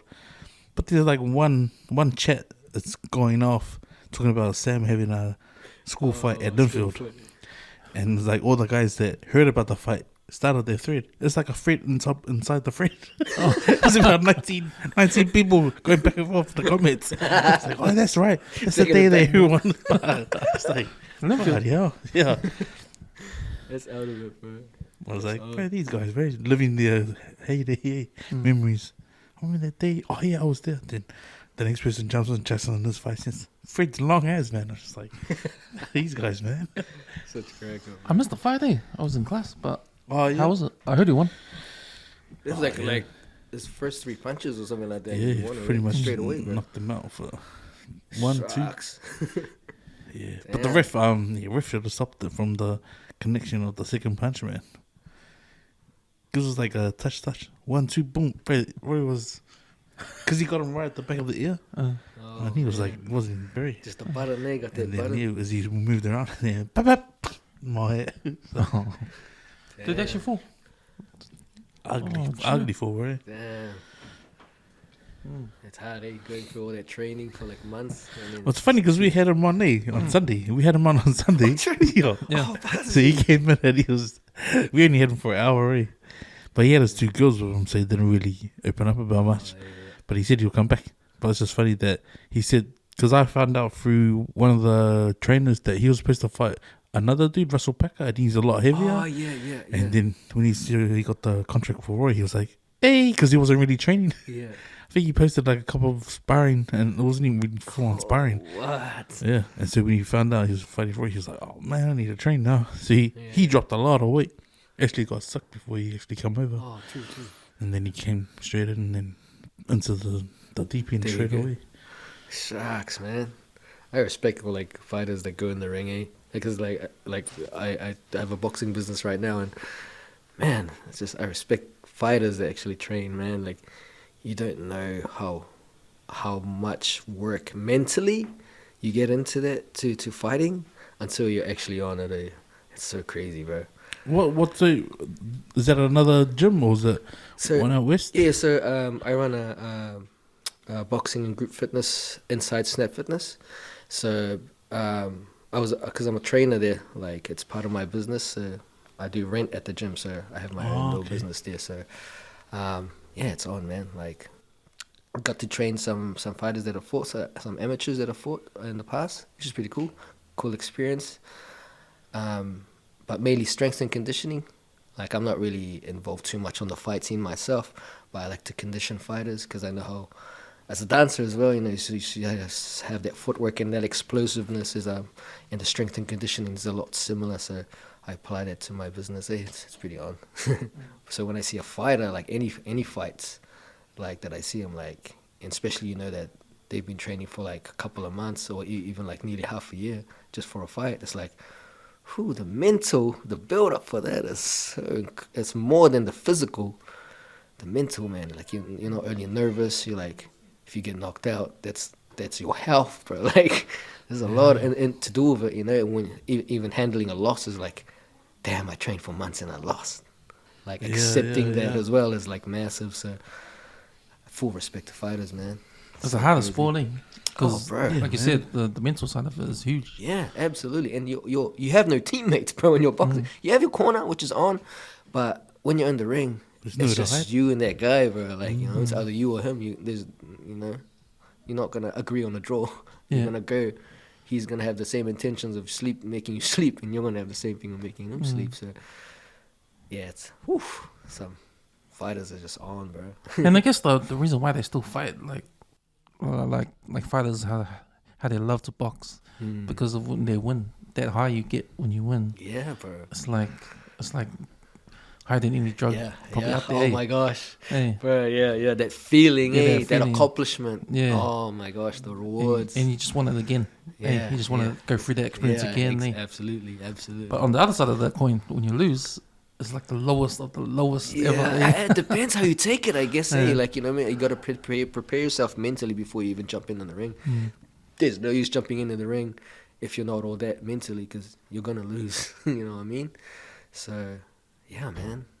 I can relate to that. Like, I remember losing in the World HipHop. We have had heaps of losses as well in the past. And we really couldn't take that well. As like a group of boys that was so Hard to process. prideful, you know, we're super prideful, bro. Like, you know what I mean? Like, Yeah. hell no, we're gonna lose to those guys. Let's go out and just train for months, and then we come like, we don't make it. You know, we don't get the prize money, and it's like, all this practicing, all those trainings. So, I think pride is a bad thing sometimes because it can smash you down if you don't get it your way. But if you have an understanding of like losing and that it's all good. And that you can live to fight another day, man. That's sometimes hard for like men to understand because I've seen it. You guys have probably seen that too. You know what I mean? Like all gone through it yourselves. Is losing can be a tool sometimes to get better. We had a friend on last week. I had one of my friends on, and we played a lot of rugby together.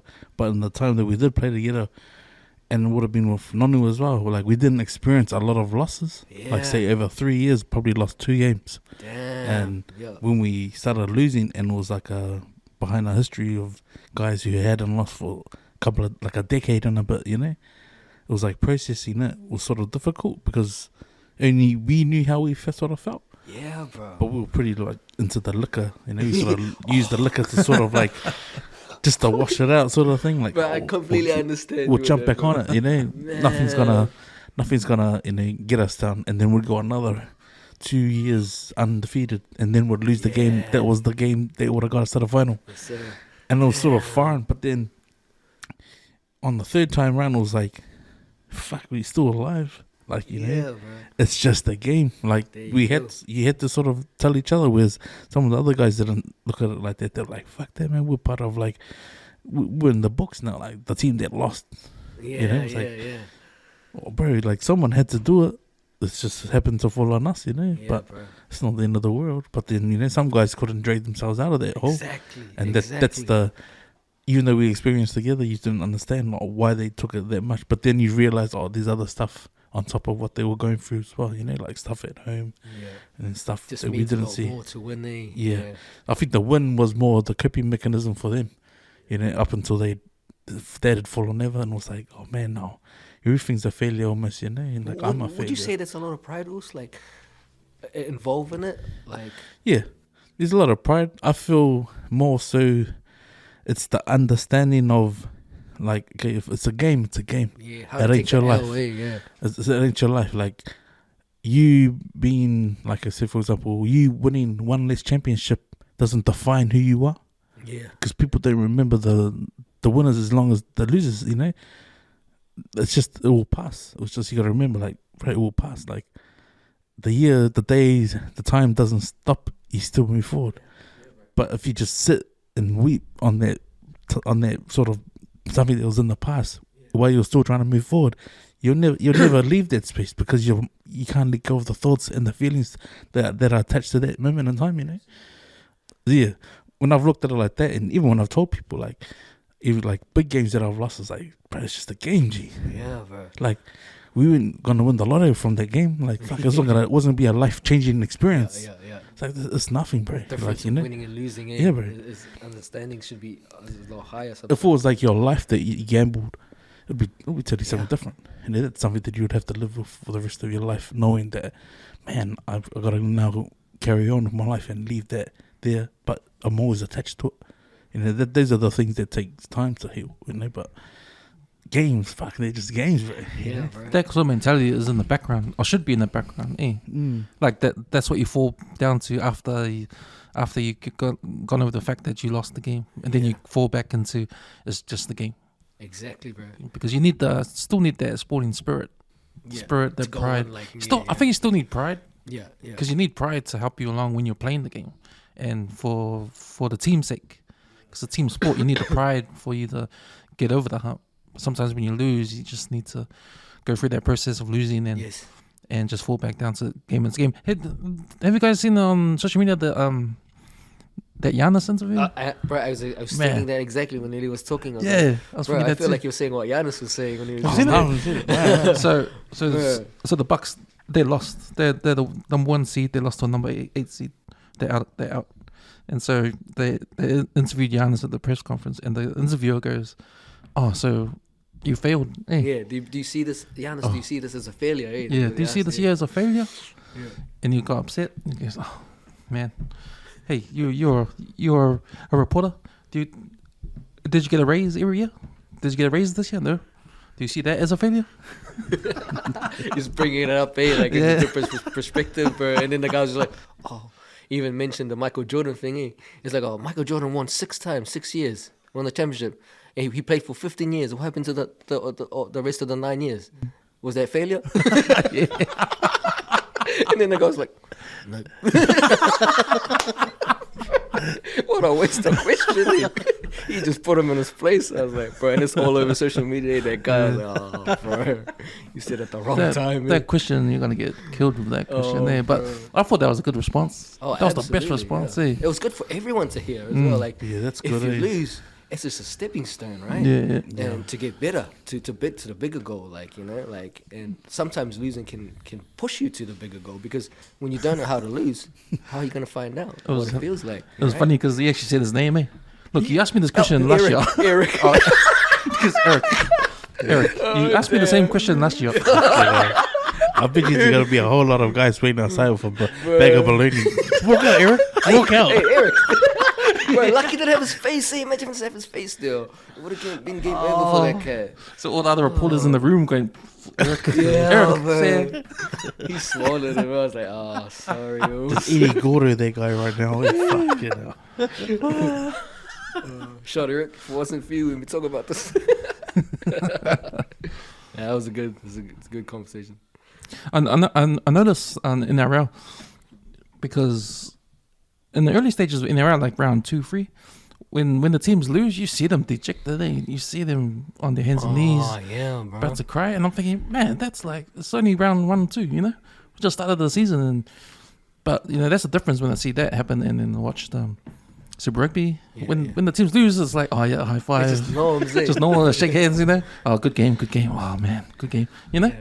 Bro, it's like Origin, Like Origin, bro. Like, holy, you see, like, say, something like the Panthers players, and then they win their games or lose their games, it's like, all good. But then when it's Origin, there's a little bit more in there. Yeah, yeah. Oh, I no, guess, that's the passion coming yeah, it's through. the passion. Yeah, that's what it That's is. that passion and pride. Yeah, but and it comes to what you said before, like, you know, my understanding of pride sometimes is when you control it, it can be a good thing or a bad thing, eh?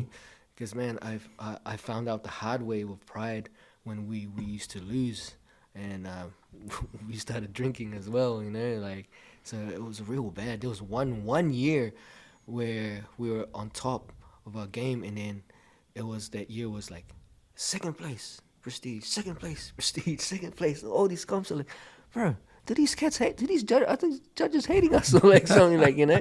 So, but we took it a little bit, like, at first, like, oh, second place again. Oh, second place. Like, it was always second until we came first at nationals. But the pride was so bad, man. Like, all my boys were like, fuck that shit, bro. That's bullshit. Like, you know, like, you know, and they're like, nah, let's go again. Let's battle right now. Let's go outside. Fuck that comp. Let's go outside, battle at 1-on-1. Like, you know, like, not a fusu, but it was just like straight, like, and whatever, their best moves, you know, the best crowd. It was like that, like, you know. So again, the pride was like always there because we couldn't admit defeat. Like, it was like a different thing. Like I said, in a way, it meant heaps to me, but I could see that for the boys, it was like they needed that W to be like, go home and be like, rest properly. Like, you know what I mean? Or for the rest of the week, it's going to be on for me. Like, I can tell my family that I won instead of like, Mom, Dad, I lost again. Like, you know, like, oh, it's hard to imagine that, like, to have that on your shoulders. Super passionate. That's a different pressure. Eh? I can understand that. That kind of pride is like a little bit different. You know what I mean? It's almost like you got to turn the pride off afterwards. Exactly. Exactly. Like before the build up, you gotta have the pride. But the it's pride. hard. It's hard to do it, bro. Yeah. Like, you know what I mean? You can't just go, turn up now. I'm normal now. Like, hey guys, how was your day? Like, I just got wasted. Like, you know, like, it's hard. Like, yeah, bro. But I completely understand where you're coming from. I think you gotta give yourself the time. Because, like, you know, it's just like when you're on a high. You know, you're on a high. Exactly, bro. And you're coming off the high. Come down, yeah. You gotta be able to either be able to balance yourself out, or you gotta bottom yourself out to be able to bring yourself up again. Because, that high is something else. But when you've hit bottom and you're trying to come back, that's the hardest place to come back from. That's exactly. And I believe we know that's coming when we lose. Yeah. We know that there is what we gotta deal with when we lose, and the more passionate you are, the deeper that goes. You start questioning like what your you talent, did, why you're there, why you're alive, and all that stuff. That's sort of like the depression, anxiety, boxer. They cloud the juice. Especially for men, bro. For men, it's massive. I feel like Wahinas out there like can handle it a little bit more. Like, just from what I've seen, sometimes they're a little bit more calm when it comes to that. Like, man, I give my props, my wife massive props when I'm angry and I'm emotional. She just like, she's got this, I don't know, power. She's like, she's feeling the same shit. But then she's like, we got to think about this. We got to calm down. And then we'll be on. And then, like, just giving that trust. It's like, whew, Fuck you off me. Because if you want me now, I'll be like, like, you know what I mean? Like, so yeah, but, just for men, I believe like it's a lot harder to control. I can't say that it's pride, but sometimes passion is and emotion is tied in with that. It's a lot harder to get out and get in sometimes. So we need to look after ourselves sometimes, especially when it comes to this passionate and prideful stuff that we do or go through. Yeah, bro. So man, I think like I think watching movies is a good way to help cope. Hey, like say for example, you watch Coach Carter. I think that's a brilliant movie. It didn't have a happy ending, right? They didn't win a championship. Yeah. But it's what came out of the hard work and the resilience at the end. The brighter side of it. The brighter side of it. Yeah, It meant that you put in the work, everyone buys into what the goal is. But if you come up short, it doesn't mean that nothing great comes out of it. Because in the end, they all got scholarships. Like, you know, and the team came back. You're right. The core of their team, it didn't filter back down to the point that the Coach Carter's son went there with the intention to beat his dad's records and become another legacy within the school. I think, yeah, depending on if you said like, and it wasn't pride, it was just him wanting to stamp and make his own mark. I think people need to realize, like, if you get put into a situation, you gotta put your own spin on it, because when your time has passed, you want people to remember it, but you don't want to leave something with regret, like something that you could have done better. And yeah, I think your pride and your ego is not as bruised if you know that you gave it your all, knowing that you came up short. Understanding, Understanding for sure, man. But yeah, that's why I think movies is a good way to sort of see it. Maybe you don't turn off your pride afterwards. You just turn it down. You turn it down, Be proud of being second. Yeah, because you don't want to turn it off completely, because it'll just be low, right? Yeah. Just whatever you got at the end of it, be proud of that. And sometimes it takes like a mentor to help you with that, or like again like a partner or a friend. Sometimes the calm person on the group could do that, right? Like Coach Carter, like they obviously they had their coach saying that to them because they're all down. Like, you know, I believe like when we go through something of defeat or loss or something that we didn't have success at, when you have something to pick you back up or someone to give you that encouragement, or watching a movie or hearing some words, having time out, it's on. It's like it's the holder, you know. Sometimes we need to understand. Again, a lot of understanding comes by growing up, going through it. I think music helps a lot of people. People don't realize, but it's like if you're not gonna drink, if you can't find yourself to talk about it, man, just turn on some music, man. Like fucking music gets. Yeah, music's the catch from it for me, I reckon. Like, you know, I've always, even my daughter, when she's been through, like, she's felt defeated, like, to the point she didn't want to talk, because she doesn't have my parents to go and just lay on their bed and just moan about the world and the game and whatever. But I'm just like, put it on the track, man. Just turn it up, you know. That's cool, bro. And you drown yourself to the point where it's like you can't hear the negative thoughts in your head. But if you could try and figure out, oh man, this song clicks, you know, like, this is my jam. And then he's got to be prepared to be freaking sick of that song for the next 2, 3, 4 months, you know. Get something to catch you, eh? Yeah. Bro, yeah. No wonder why people love music when they drink as well. That's 2 in 1. Nah, but yeah, I understand, bro. Yeah. Definitely, like, music is like a massive thing. I'm a dancer. Can you imagine if you dance and there was no music? Bro, be a mime. I was thinking about the Rugby League World Cup last year and Tour Samoa, because they lost the final. But look what they achieved. Yeah, with the support around the world. That's a good example. That's a good example. Like, bro. They lost the game, but see what their pride did? Yeah, see the pride just travelled around the world with all the pride of all the Samoans around the world. All the Islanders, you know. That's what I call positive pride, bro. Like, even I felt that. Like, it was crazy. Funny that you said that when Samoan, bro. I just want to say this because I don't get to say this because, hey, I grew up with Samoans, right? Bro, and I felt sort of blues, like, putting the Samoan flag in front of my car. My king was like, you're not even Samoan, man. Stop trying to run in the hype. I'm like, shush, man. I grew up with Samoans. That's enough. You're supposed to say, Ranui, Ref car raised the borderline of the outskirts of Ranui, man. That's Samoa. I was trying to find every single excuse to have that Samoan flag in my car, bro. Like, my best man Samoan. There you go. Boom. Crack up, bro. See, you're probably example. You're example of that pride. Yeah. Of the your result of the pride that's come from them bro. their World Cup campaign because they they achieved probably the impossible, making it to a final. Yeah. Well, because I understood it, bro. Like, and everyone else did too. Win or lose, everyone's proud. They made it. You know, win or lose, they made the final. Win or lose. Yeah. Like Australia is probably like patting themselves on the back. Yeah, we won. We Wasn't won. We as got epic, it. you know what I mean? Because they're always winning it. Yeah. And to the whole world's like, oh, see. Bro, it was still mean, eh? But bro, that was so on. Especially the England game. That England game was the second game. That slapped different, bro. Yeah. Sorry, I was up in my house. I was the only one, and then my mom comes down. And is like, "Why are you yelling?"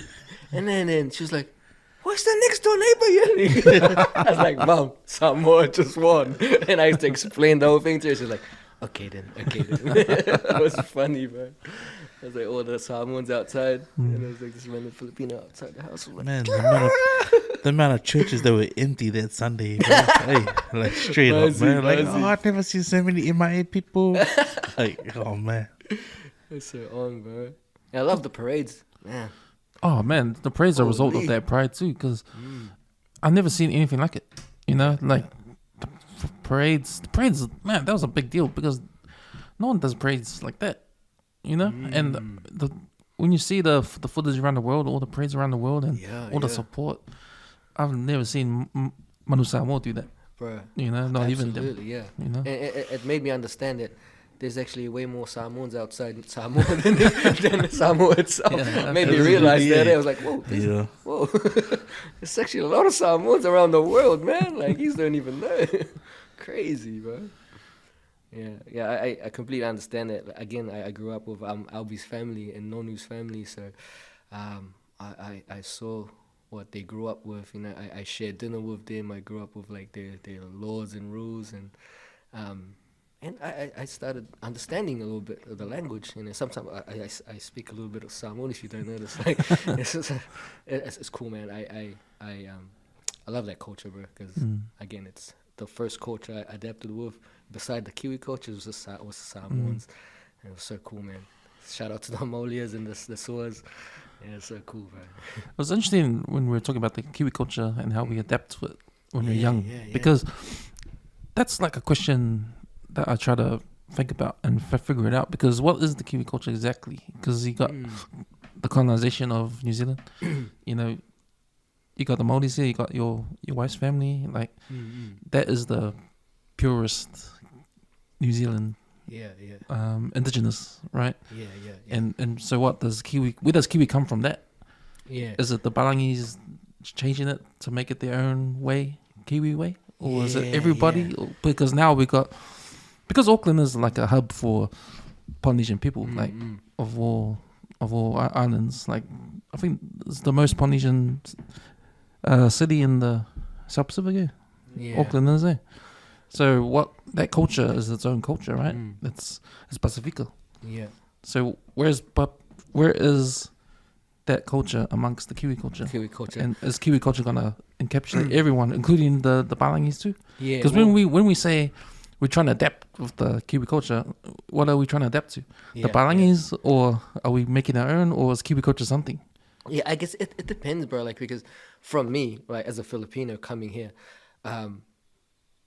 I didn't know what the Kiwi culture was like. So from the Philippines coming here, in my head, it's like snow, a lot of sheep, a lot of white people. You know what I mean? That's the cliche of it. And in the Philippines, of what you hear of New Zealand is like, you don't know about like Maoris, you don't know about the Pacific Islanders that are here, or like the multicultural stuff that are here. You don't know that. You just think, you see the Union Jack flag, the stars, you see like the Southern Alps on the map or whatever, and then the Kiwi animal like in sheep. So you see what you see in posters, like whatever, on ads. So coming here as New Zealand, as what I saw what Kiwi culture was heaps in one country, because there was so many different cultures when I went to school. I was like, huh? Like, you know what I mean? And on top of that, growing up from it, there's just the Kiwi culture has this own thing of like say the All Blacks, like that's like a Kiwi. You know what I mean? Like that's everyone in there. All the players from the culture, like the rugby. Every kid plays it at school. Every culture plays it. So to me, that's Kiwi right there. You know what I mean? Another thing is like the language, how we speak. You know what I mean? Like how we say a, or like just different words. Like I didn't understand what how we roll the R's. I used to come here with saying my R's like you know, I want to drink water like Americanish. Again, we're trying to adapt like how Americans talk. So coming here, there was no R's. You know, so it was just like, oh.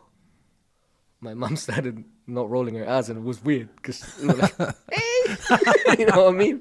But we started off the bat, you know what I mean. So it was cool. So those little things, the language, and then the camaraderie, bro. Like, this slaps different when you're outside New Zealand.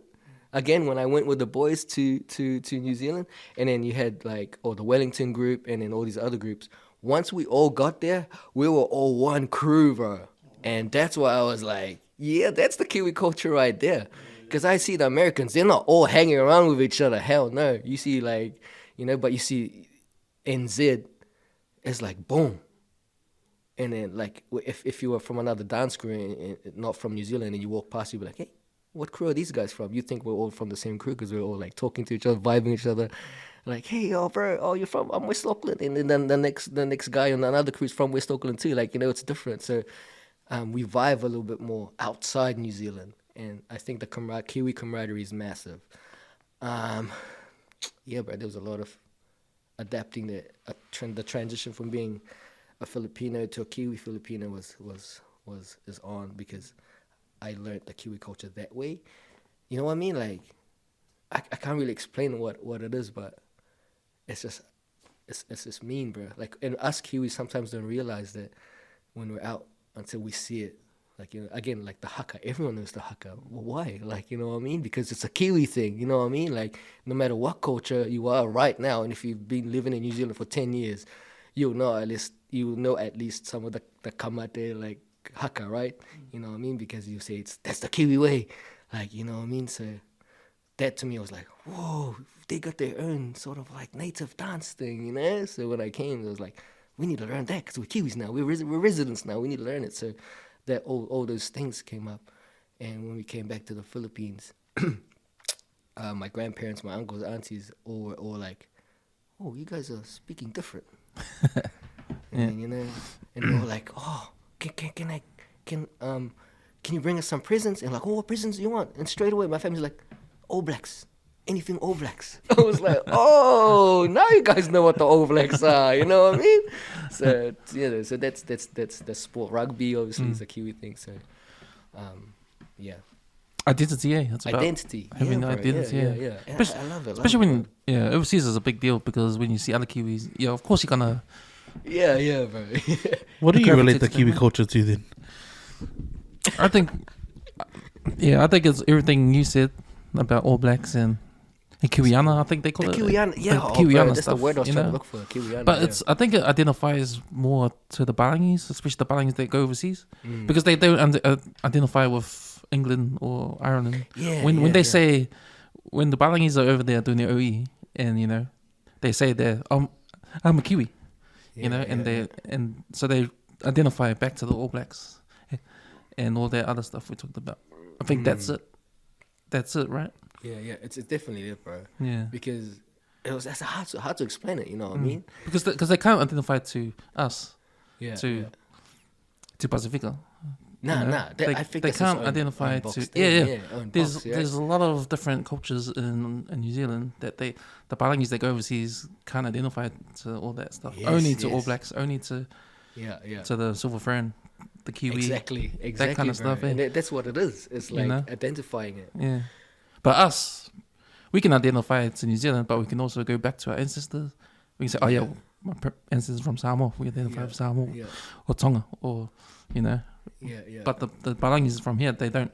They They, don't. they won't say Nah, England. yeah. Yeah, They won't exactly. say England or Ireland or yeah. Scotland. you It's know? like this is their start. Eh? Yeah, It's that's- like they would say, "Oh, our origins are." You know what I mean? Man, Blenheim. the top of the South Island of New Zealand, actually. But Yeah, it's that's cool, weird bro. because they actually came from these places over here. Yeah. So it's almost like they sort of erased past the boat. You know, Yeah. they came here and they erased the history. Yeah. We started in Blenheim. Yeah. Yeah. We started in Nelson. I'm Absolutely. from Nelson.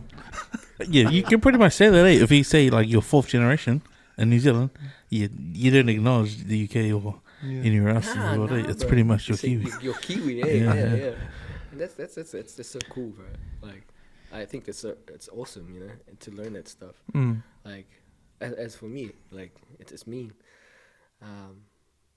And even for like the cats that I grew up with, I know some of them were like born here, like, you know, say Albie and them and Nona were born here, but then it was still different, right? It was still different because they were still, when we were growing up, we were still boxed as a culture, not Kiwis, right? Yeah, yeah. When you're young, you're not. Sometimes you don't see yourself as a Kiwi, especially in the school, the high school age.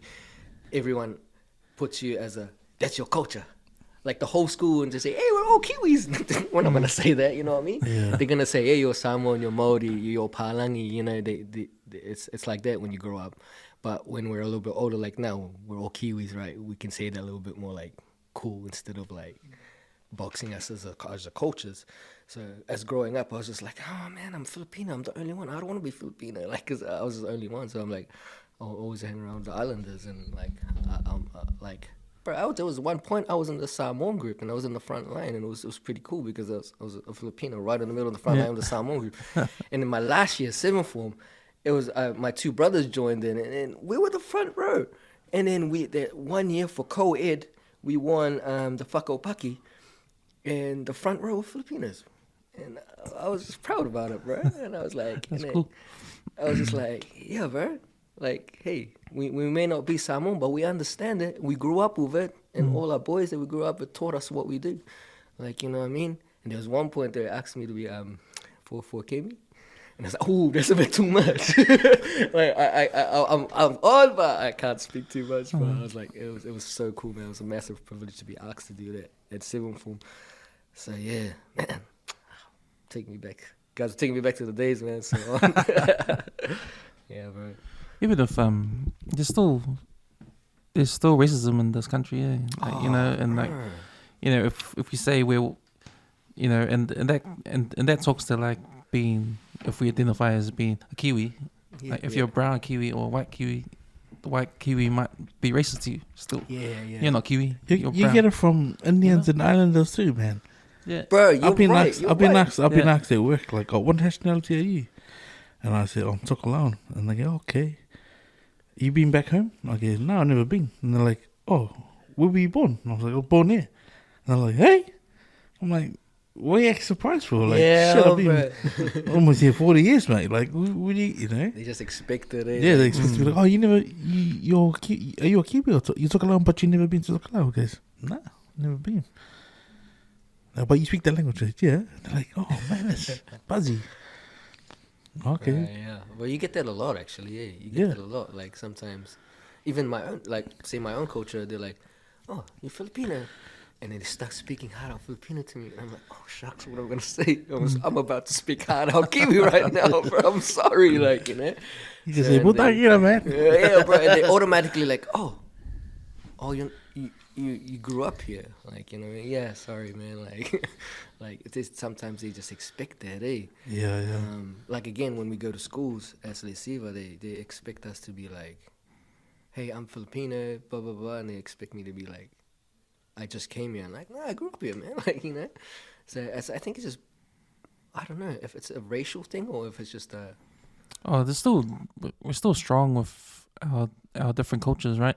So in New Zealand, like we're all New Zealanders, but we got the Palangis who have their own culture, and they're sort of like the dominant culture here. Like all the systems are in place that they've made up, you know, after they came, you know, and so we have to follow that sort of system, right? So it's still different. Like we probably understand the Palangis, but not really. We don't understand why they think like they do, how they live like they do. We're Pacific Islanders are more collective, family oriented. The Palangis are more individual. They're all, So the culture is different right from the bat.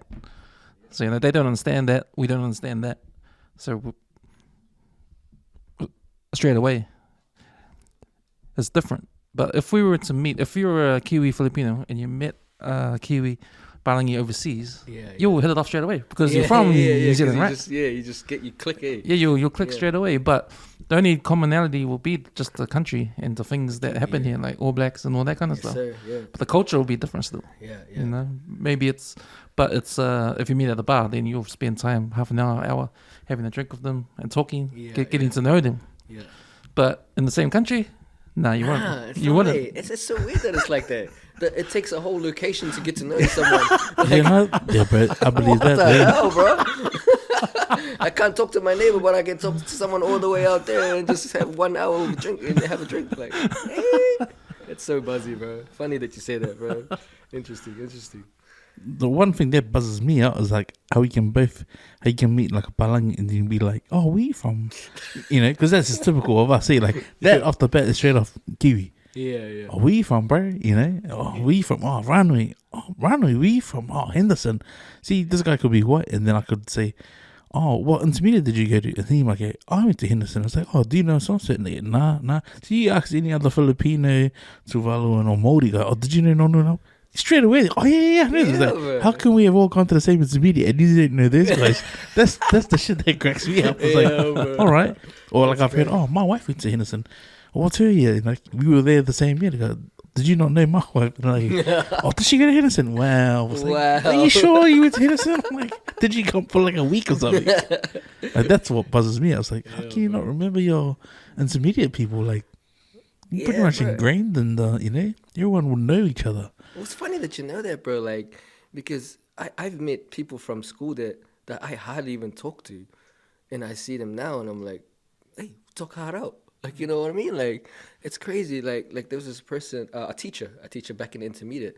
Like, I used to look at him and be like, man, this guy's a dick. Like, he's a strict ass teacher. And then we were touring in Excel, and then I saw him. He was not a pastor, like a speaker at a church in Dunedin, right? So this is all the way from my Roscoe, and I'm a little bit older now. So I was like, say 18. And then I see him and I'm like, hey, sir. Like, I'm like, all friendly all of a sudden because I understand, like, hey, back then I used to think it was a dick.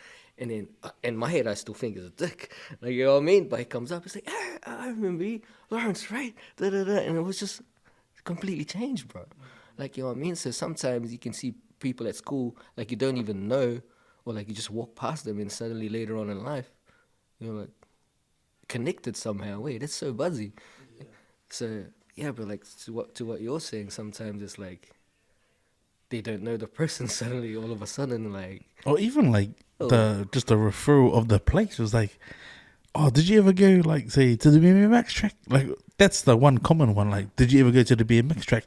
Yeah. Or did you go play Waitakere or like anything that refers to Ranui as a whole? Did you go to the water hole? Yeah. If that person said no, it was like, are you sure you're from Ranui? It's like you have to ask. It's like, are you sure? Like every kid in Ranui had a skateboard or a bike. Like, absolutely. you cannot be from our generation and not had met anyone. It's like, man, did you just live in your house?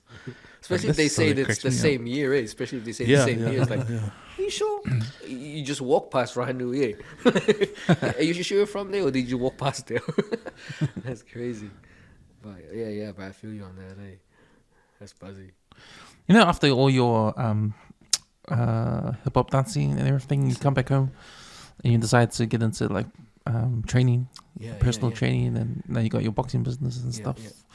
Like, it seems like a natural transition from dancing because you know you're always at, doing your core, your fitness, and all that kind of stuff. Oh man, like it's cool that you said that, bro, because I think about it to myself sometimes. Like, hey, why am I a trainer? Like, I did all this experience for dancing for like years, but and I always want to have a reason why I'm doing things, you know.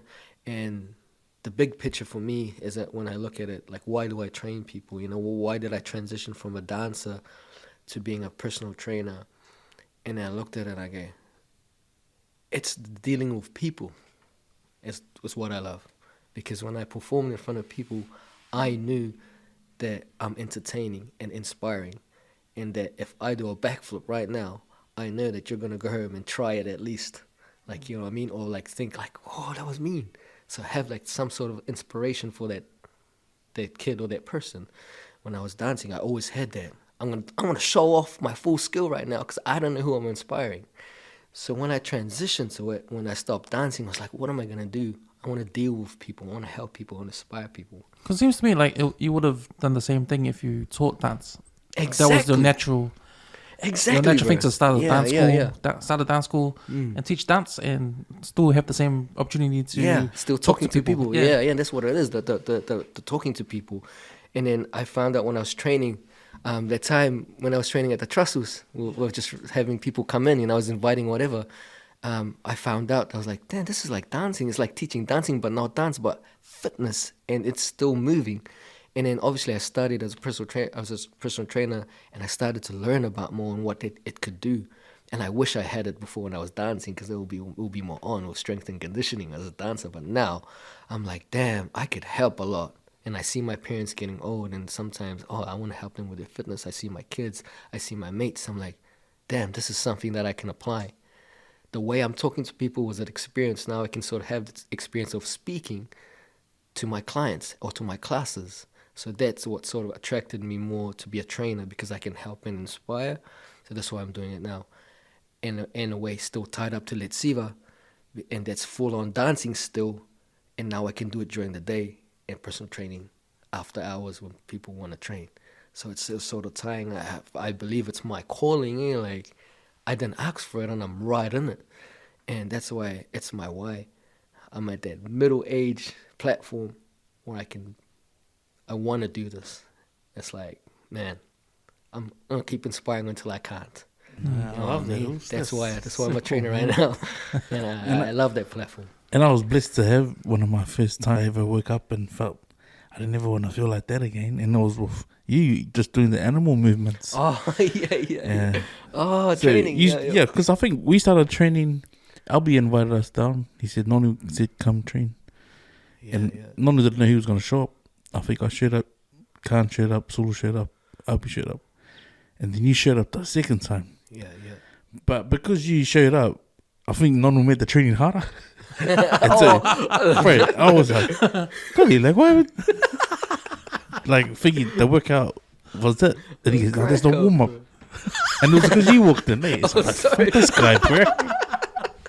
But that was intense, eh? Then I remember being like, oh man, that was hard, eh? And then I remember I was saying, Lawrence said he'll take us if we show up, if we're keen down at the trust. Oh, yeah. And I remember Sulu going, show up there. And I was like, I'm still sore, like, you know. But then I remember feeling that way. Yeah. And like just the animal movement and just your own body weight, because there's no weight, say. You just marked out the curtain, you were like, just that voice, like, man, at your own pace, boys, like, it's not a race, man. Just try and do what you can do, you know. And I remember being like, bro, I've needed this wake up call, eh? Because I remember looking at Sulu and being like, where did I listen to you, Dick? Like, you know, I'm like fucking looking at him, eh? He's got his hands on himself, he's looking at me, he goes, don't worry about me, you just worry about yourself. Oh, like, that's crazy. Bastard. Bro. Well, bro, that's on, bro, because that means a lot to me, bro, because in my head, bro, because these guys back in the rugby days were like the top. I'm telling you, this guy and Noni were like at the top. If back in my day at school, I was like, these guys were automatic ABs in my eyes. You know what I mean? Like, these guys are on. So when I'm training them, I'm like, whew, I gotta be on. I gotta be on point. I gotta give something that's like not mediocre. So the first time training, when Nono made it hard, like you said, I was automatically like, whew, these guys are pretty hard out. You know what I mean? So I was like, I gotta up my game, you know what I mean? So funny that you say that. It was, bro, you inspired me as well. Like, the way I train is like, I gotta give my clients or my friends like what I wanna expect, you know what I mean? The best. And bro, I appreciate that. Like, No, I appreciate you, man, and I appreciate that because Albie likes to do things with peers. Like he doesn't want to be like the only one doing it by himself. But he invited us, and we're like, "What are we here for?" And then everyone on the line, "Oh, what the fuck?" But nah, it's true though, because I think even when we did the FT stuff, and I remember you said you put your you offered to like take a session with us, and I remember from that group there were probably 4 other trainers who were inspired from that one training. I think he bought the board and he spun the wheel. Oh yeah, yes sir, yeah. And it was cool because we were like, "Oh, what's that?" We're like, "Oh, you spin it," and then, but no one could see what was on it. There's workouts on it. Workouts on it. So when someone say burpees, I'm like, "Oh fuck, here we go." It's funny because I was getting everyone to spin it as well, so no one could blame each other. Yeah, and that's the other one. You better not do the burpees. It's all burpees, man. That's so cool. Oh, but from that, I remember from that training, people that left. So I think there's Shane. He's part of City Fitness. There's Gavin. He's part of F45 now, and Nons was there still doing SoftFit. Yeah. And there's someone else, but I just remember all being there and looking at them, being like, "Fuck, that was good. It was fun, but it was tiring, eh? But it was like, but it was fun that everyone could do it. You know what I mean? Yeah. And like that, you set the bar. Like it was like, bro, this is something different. We'd never seen group trainings taken like this. Yes, sir. But that was just from you putting in the work, eh? You know? Oh, bro, man, you And don't know how much that means to me. I remember everyone leaving so saying, "Oh, Sean, that's nothing. Nah, if they say thanks to me, that's thanks to him." Because I remember you said at the time, "Oh, I'm thinking about doing the PT course," and that was when we were training with Ronald. It's like, do it, man. Bro, you got a natural body for it. Just do it. And like, I think, he did it. He went on because I think you started posting your own videos, eh? Yeah. When you started posting, because Nonny wasn't on social media at the time. Nah. And it was that push that, you know, when you first shared your first video, and then I think me, Albie, and Solo shared it. And then Nonny saw it, then it sort of inspired him. Yeah, he went, Bro, studied it's himself. time to do it. It's time to do it, you know? Like, sick of hearing about it, but like, yeah, man, because you were the first to go and do it, it's like, yeah, man, mad props to you for, you know, using us as guinea pigs. And but I remember being like, that oh, means Charlie, heaps, this. bro. Those trainings are trainings. honestly like how I started, because you know, like I as a trainer, you when you start, you don't have clients straight away. You know what I mean? You can't just call anyone to turn up. So I relied on the boys, because they were boys. No matter what, they're gonna turn up because we're boys, right? So I learned a lot of those sessions, and like you said, you know, when we had that, is it FT, right? Yeah. And then there was a boxing coach there. It was Eli, that's who it was. Bro. Yeah, Eli was so there. to me, he was a boxing alley. So that's a top dog for me, bro. And I'm like, wow, I get to train next to him. And these guys did a poster where it was like my photo and Eli, and I was like, come on now. I'm like starting my first year. Yeah, I remember getting into that space and just wanting to help everyone, like promote everyone at the space. Bro. That's why I was like, man, if we can do it, we're gonna make noise, because we sort of just branched it off by BBM. So we were part of BBM, and then we noticed that there's a few people starting to hate on what we were doing. But it's like, nah, it's not about. What were they hating for? I think because we were making a lot of noise with people like, brother, you want to be on that guy's buzz, on this guy's buzz. Because we'd show up being loud and would laugh through the pain. Like when we did like the sessions, we were listening to slow jams. Like, you know, and people were like, what the hell, this guy's playing slow jams? And then our last songs would be upbeat, you know? Yeah. So to invite trainers to come and take the sessions. But yeah, because Eli had seen us with BBM, and then I told him, oh man, it would be mean if we get Lawrence to come and take one. So Eli was like, oh bro, I'm keen for anything. Like, because everyone was sort of learning off each other at the time as well. Yeah. But I remember, I loved your trainings, bro, because I knew it was like, well, it's going to be fun. Like, no one's going to complain. Because it's like, hey, it's not my voice, it's not Nono's voice, it's not Pongi's voice, it's going to be Lawrence. Is that the hardest part of training, like to make it fun? Bro, it's one of my things that I always imply. If you look at my Instagram, like I'm always trying to be innovative, because as a trainer, you see the industry and you see what everyone's doing, and as a dancer, when you see all the dance crews making up unique moves, you want to be on top of that. So I took the dancing prestige mentality to be like, I'm about to kill everyone off. Like, you know what I mean? I'm always like, hell no, I'm going to do better. That's my attitude when it comes to things. But I want to do that in a positive way, obviously. I don't want to be like too hard. I don't want it to be like an extreme hard workout. So I try to play games or take their mind off things. As a quote that I always say as a trainer, I want to take off your to-do list as a workout into I have to-do list to make it I want to-do list. You know what I mean? So I want my clients to come in because they want to, not because they have to. Like, I want to lose weight. I have to. I'm like, I'm going to lose weight because I want to. You know, that's a different attitude when you have your client walking like that. So I do a lot of games. I remember this one thing. One of my clients, her son was new to working out because he's always playing games and stuff. So he comes in and I'm like, damn, this guy's a teenager. I can't just give him some workouts that are like hard. I gotta make it fun. So I was like, I can't let him sit on a wall sit, right? A wall sit. Sometimes it's like, oh, I don't want to sit there. It's just full of pain and you're waiting. And I was like, hang on. So I put some cones up in the front of him and I got a little RC, like a little remote control car. And I go, bro, if you drive this car all around the cones, come back while you're on the wall sit, you are the man. Straight away. Oh, yeah, I got it. But on the wall.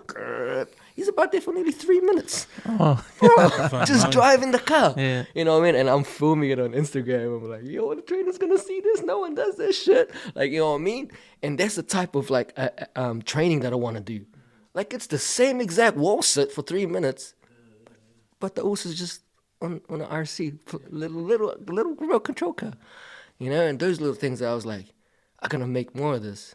And then there was one thing, another one where it was like a girl that liked shooting. She liked shooting.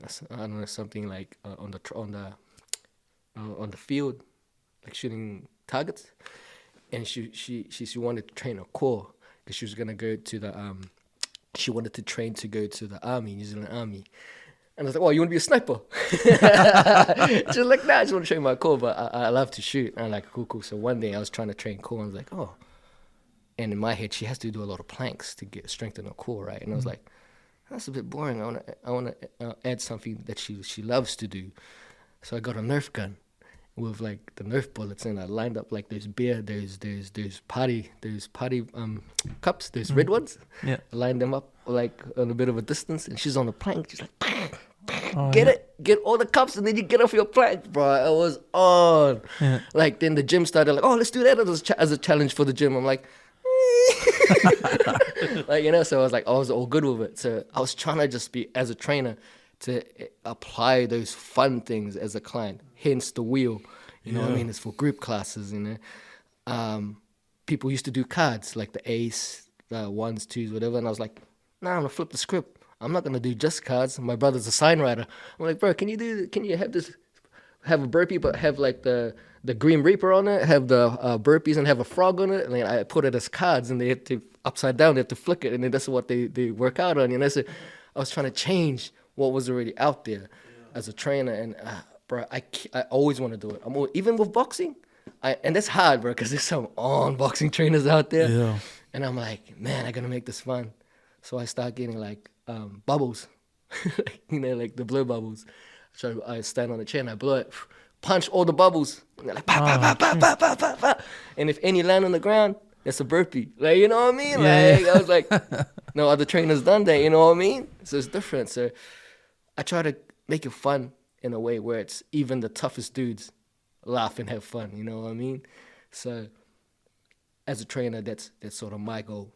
It's to like, hey man, it's not all about working hard sometimes, because you're literally working hard, but you're having fun. Same shit, you know what I mean? Same shit that an actual person would do on a plank. Hey, why not shoot some Nerf guns and try to do some targets? Want to control a cow on a wall sit? You know what I mean? So yeah. Hope those were your go-to trainings, because you just revealed the secrets to everybody. Everyone's starting to do it now. But hey, everyone's man, playing bubbles in gyms. Yeah. Well, there's something I sort of like. I want to advertise as well for clients to come in to train with me. Like, you know, I have to say this stuff, so which is good as well. I mean, if someone copies my ideas, I just inspired them. You know what I mean? There you go, bro. You know what I mean? Have it. It's all good, man. Like, I'm just grateful that you're back out west, bro. Like, and actually helped out west now, you know, because. Yeah, man, I think I always say to this guy, I believe in timing. Like, even that's just so cool. getting you on. I think we were supposed to have Charles on, and he's one of the founding members of Rampage.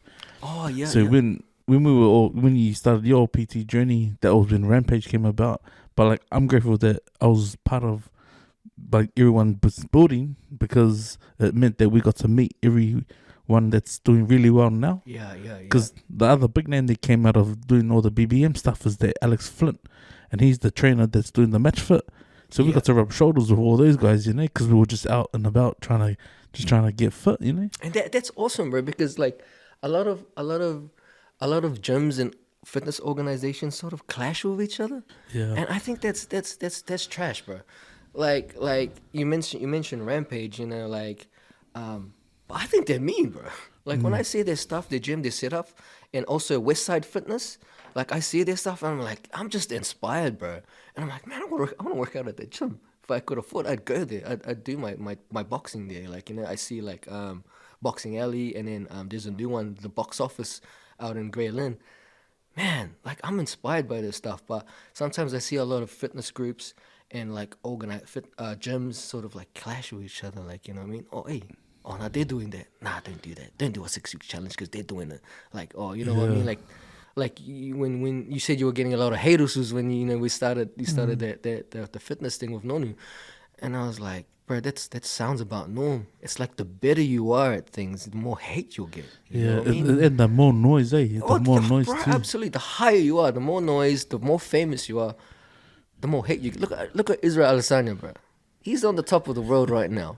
He's getting the mad hate, bro. Heaps. Like even if you win the NBA championship, you're still gonna get. Look at LeBron. Oh, come on now. How many haters does he have, bro? Even Paris. Oh, bro, she gets so much haters as well. Like, I guess like you gotta look at it in a way like the higher you get, the more famous you are, the more haters you get, right? But in a way, the more haters you get, then that's when you know you're on, right? Because if there's no noise, if you ain't got no haters, then they can't hear you, right? So yeah, bro, like with the gyms, it's like that, bro. Especially when you're on, it's like, whew. The only thing I can hate on the gyms is the equipment, eh? Because I remember me and my mate, we did a upgraded. What do we call it? We called it the we were called Snap City Bitches, but we were going gym sluts. Yeah. So we'd go and sign up for a week or try and get as much free, you know, like a free membership and see how it go. Yeah. And eventually we said, bro, Snap hands down is probably the best value for money, the equipment, and then the 24-hour passes, and the fact that you can shop around and pay up front as well, and that gives you the benefit of using more than just the one local gym. Yeah. So yeah, man, and we came across some racism at a few of the gyms. Like we went to Club Physical Theatre too. Yeah. And just straight away the guy goes, "Oh, too much KFC, is it?" We're like, "Oh!" And it was funny when we shared the video. It was like, "Is that guy Gray?" And we're like, "Yeah, that old prick." We're like straight away, yeah. We're like, "Fuck, well, there you go," you know. And he didn't know we were recording him, but we were just laughing. He was like, "Bro, did you just hear what this prick said?"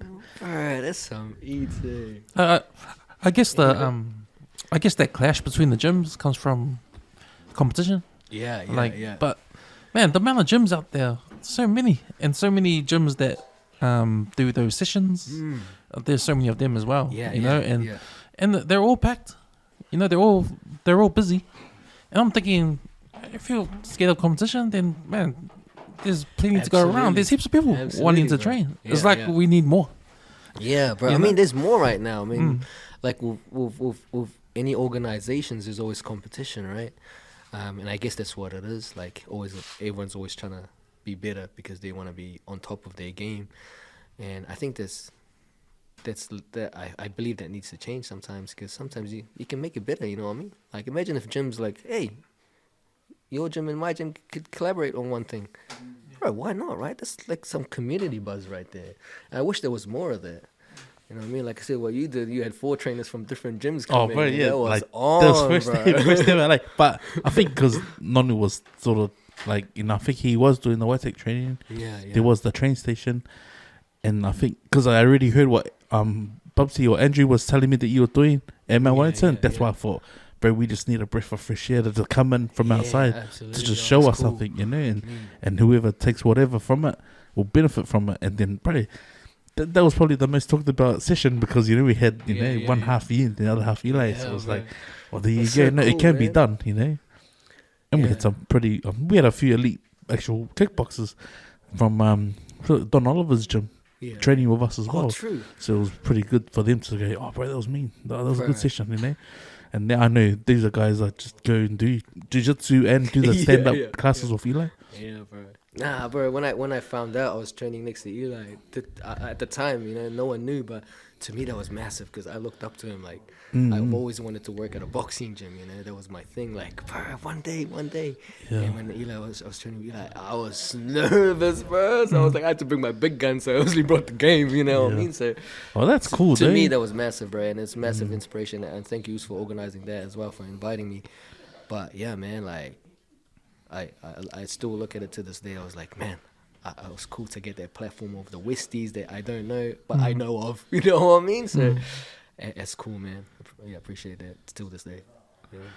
Man, you know, another thing about all these gyms is good for the consumer. Because then we got a lot of choice. Oh, yeah, that's straight up. If your gym gets too packed, remember, let's go to another one. Time to go to another one. Next. Well, But man, then even your ways of trying to innovate, that's so cool, man. And I wish like more Thank you. gyms had that same thing because, like you said, people need something different all the time. And you know, people talk about when you exercise, you come to a plateau because plateaus are real one. Yeah. And for so, sure, 100%. how to beat the plateau, you got to do something different. Yeah. And Yeah. if you have all these gyms with different things all the time, then it's got to be good for anybody, man. And I'm glad that I've heard you and your blowing the bubbles and Yes, sir. and riding the car, the remote control car, like you inventing these new ways of training. Yeah. People need to. It's good for people to know that there's a trainer like you out there that's trying to make it fun. Cool. Yeah. Nah, 'Cause, man, thanks, bro. Yeah. Because, like you said, you want people to come to the gym and say, "Man, I want to train." Yeah. Not come. Oh man, I got to do this. Yeah. You're 'Cause it's a absolutely chore, right. you know? Absolutely right, this is bro. what I know from what attracts you to a gym or to a club. It's usually one or two things. It's who's associated to that club. Like, say, for example, if I'm playing for the Boot Gang in Water, you're going to want to come because I'm playing there. Or you know more than one person. It's the same as the gym. If you know, before you went into Westside, you knew because Avi was there and you know Jordan. You used to have a history, you know each other. This is the same with Lawrence too, because Lawrence is, we got the same friend group. We know that he's at West now, but because of you knew that he was now going to be at Snap, you're going to want to know because Bill said it, and now he's there. So that's the good thing about, the friend referral and knowing your history, through how you're tied to everyone, which is like, bro, I wouldn't be surprised if they're like, oh, bro, I'm busy, got another box fit group, on a Friday night. So anyone that's not, it's too big to go into town, man, hit up your with Lawrence, man, because I can't wait till that window opens, bro. Thanks, boys. Yeah, nah, bro. Like, and you're right. It was like what Ken was saying about how the trainers should be innovative with that stuff, and that's why, like, when you said, oh, you mentioned your cool stuff. Now everyone's going, wait, but man, I want them to do this, if not do something different or like it. You know what I mean? Because at the end of the day, it's gonna help someone else. And if I know that was, if I had a 1% involvement in that, I'm happy, man. Like, you know what I mean? Straight up. Like, I always used to hide my shit. Like, nah, I'm not gonna post. This is too cool. But I was like, nah, I gotta share this, man. It's gonna change. Yeah, bro. Nah, you have to, bro. Now, especially now you're out west, man. Like, Yo. I'm excited, man. Like, I just couldn't believe for myself that what you were posting in that moment, knowing that, man, I've already reached out to you. Right when I first started. Like, fuck, yeah, come on, bro. It's like guy's we get seen it, we get the brown breaking, like news breaking, drops every time, man. Amazing, so it's like, bro. fuck, that's shot. Yeah, now this way I was cool, man. Like sometimes I don't realize that things, realizing from someone's point of view, like Lily was saying, and to me, oh man, it's so cool hearing that from you, is because you've literally seen me when I actually first started training people, from where I am now, and to have all the experience. And I'm just so blessed to even talk about it with you guys and being the platform and coming to this new transition that I'm going back to the West and starting again, new clientele, advertising new clients, restarting, but with all this knowledge. As I'm excited to start again, man, because I got this. I'm not scared like how I used to be when I first started. Now I'm like, hey, I got this, man. You guys don't know what's in my pocket, like, you know what I mean? Especially for clients that don't know. Yeah. And there's some cats out there that are like trying demos right now. And like, hey, I'm doing free demos for the month of May. Come through, and they're like, oh, yo! And then sometimes they're like, oh, just a demo, just like another gym intro that every gym adds in. But I'm like, what? Keep thinking that mentality. I want you to think like that, because by the time I train you, you're going to walk out thinking something else. You know what I mean? And that's always my goal. My goal is always for the client to walk out smiling, man. If not smiling, just like, whew, I'm coming back. Like, that's always what I owe every time. Like if I don't have that, if my client didn't feel that, I'll feel down, because I'm like, damn, I didn't do my job. Like, you know, so I want that feeling for my clients to understand, or to have, and for them to understand that, hey, that was not training, that was something else. Like, because I know for myself, if I had a PT, I want to feel the same shit. You know what I mean? I don't want to walk out going, oh, I could have done that myself. You know what I mean? Like, so I want to walk out going, whoo, I'm coming back. Yeah, Hey, bro. that's worth the money. You know what I mean? So And that's the edge you're always gonna have, bro, just by thinking that way all the time, you know? It's not just a training session, bro, it's just you made good use of that time, that block, you know? absolutely. That's man. Again, boys, it comes to the whole thing of like having that platform, because I don't have it. I know that's not gonna last. I know that my body's later on not gonna be as active. You know what I mean? Like, it probably will be, but not like how I am now. Like, you know, like it'll be a little bit harder when us like an old person asking you to be your trainer. Like, you know what I mean? And like, especially the kids at Letsiva, I'm not gonna be able to do tricks and show off to the kids anytime soon when I'm older. Like, so I'm trying to do what I can still do it. You know, it comes to that thing again where I want to do this now or never, because I always want to live in the moment. I wanted to just mention this just in case we finish soon, boys. Is I went through something really hard. It was the accident at the Port of Auckland, where I just want to pick my words right on this one. Where a colleague of mine, a workmate, had an accident and he passed away, and it was just me and him. So, and when the accident happened, I was the only one that was present. And at the time, I don't want to go into details, but at the time I was like, I didn't know what to do. And he was right there, and he was already gone. And I was at a point where I was, what the fuck is happening right now? Like, this is something that anyone can never be prepared of. The scenario that I saw was like, holy shit, it could have been me as well. Like, you know what I mean? I was literally, boom, I looked back, and then it happened. And I was just like, what do I do at this stage? My first instinct was pray. I was just prayed. At the same time, I was yelling his name, Oos, get up, Oos. It was probably like 5 minutes until someone came. But to me, it felt like it was eternity till someone had to come. You know what I mean? That transition was massive for me. He had 7 kids. As a parent, man, that'll hit you hard, bro. As a parent, that will hit you fucking massive. And I had to tell his wife, bro. And that, to me, was the hardest things I've ever had to do in my life, when I already thought I went through some hard shit. You know, I went through a divorce as well, like it was. But this didn't compare to anything, man. When I sat there, his wife, what happened? What happened to him? Please tell me. And I had never talked to anyone about his last words. I was saving it literally for his kingy. Before the accident, his last conversations was obviously with me. And I saved that for her. And that was hard when the older son was listening. And then luckily most of his kids were asleep. But the older son was there, and I was like, hey, I didn't know him. I only knew him for a couple of months, bro. Like, you know, but I worked with him, so I knew a little bit.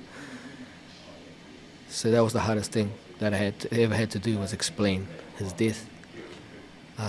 Because after personal training, I stopped, bro. I went to the Port of Auckland to try something different. Because I thought, like, hey, maybe personal training. I'll see what happens, because financially it was like up and down as a trainer. You know what I mean? Like, it's not, you don't get. It depends on how many clients you get sometimes in a week. Anyway, I tried the Ports of Auckland, and then that accident happened, and I was shattered for like 2 years straight, bro. I couldn't do anything. I was at home. I was seeing a psychologist about like how to react to things. Like every time I heard a loud bang, it was like I'd just be in shock, you know. And I was literally out in my garden after the accident. And I was like, I was ganging hard up, bro. Like I was just yelling out his name. I'm sorry this happened, bro. I was just yelling out at night. My mom could hear me, like, what's going on? And then she found out in the news, it came in the news that there was an accident at the Ports of Auckland. There was a fatality. And my mom came down and just gave me a hug. It's all right. Like, let it happen.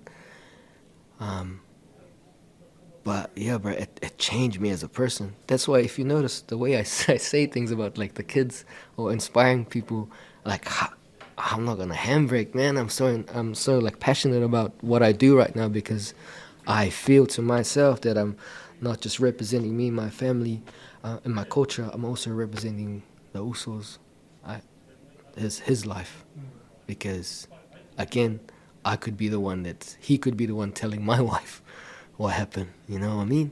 And my daughter listening. Like, I always replay that in my head that it could have been me. I could not be here myself.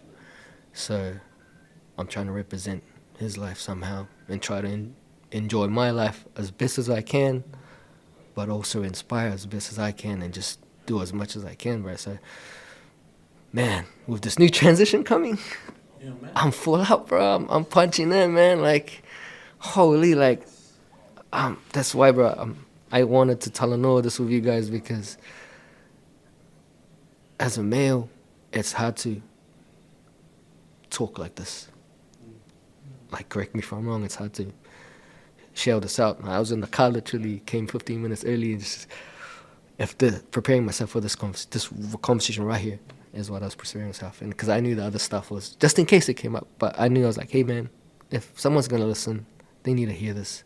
Everything, I'm not gonna walk out here leaving like, damn, I should have said that. You know what I mean?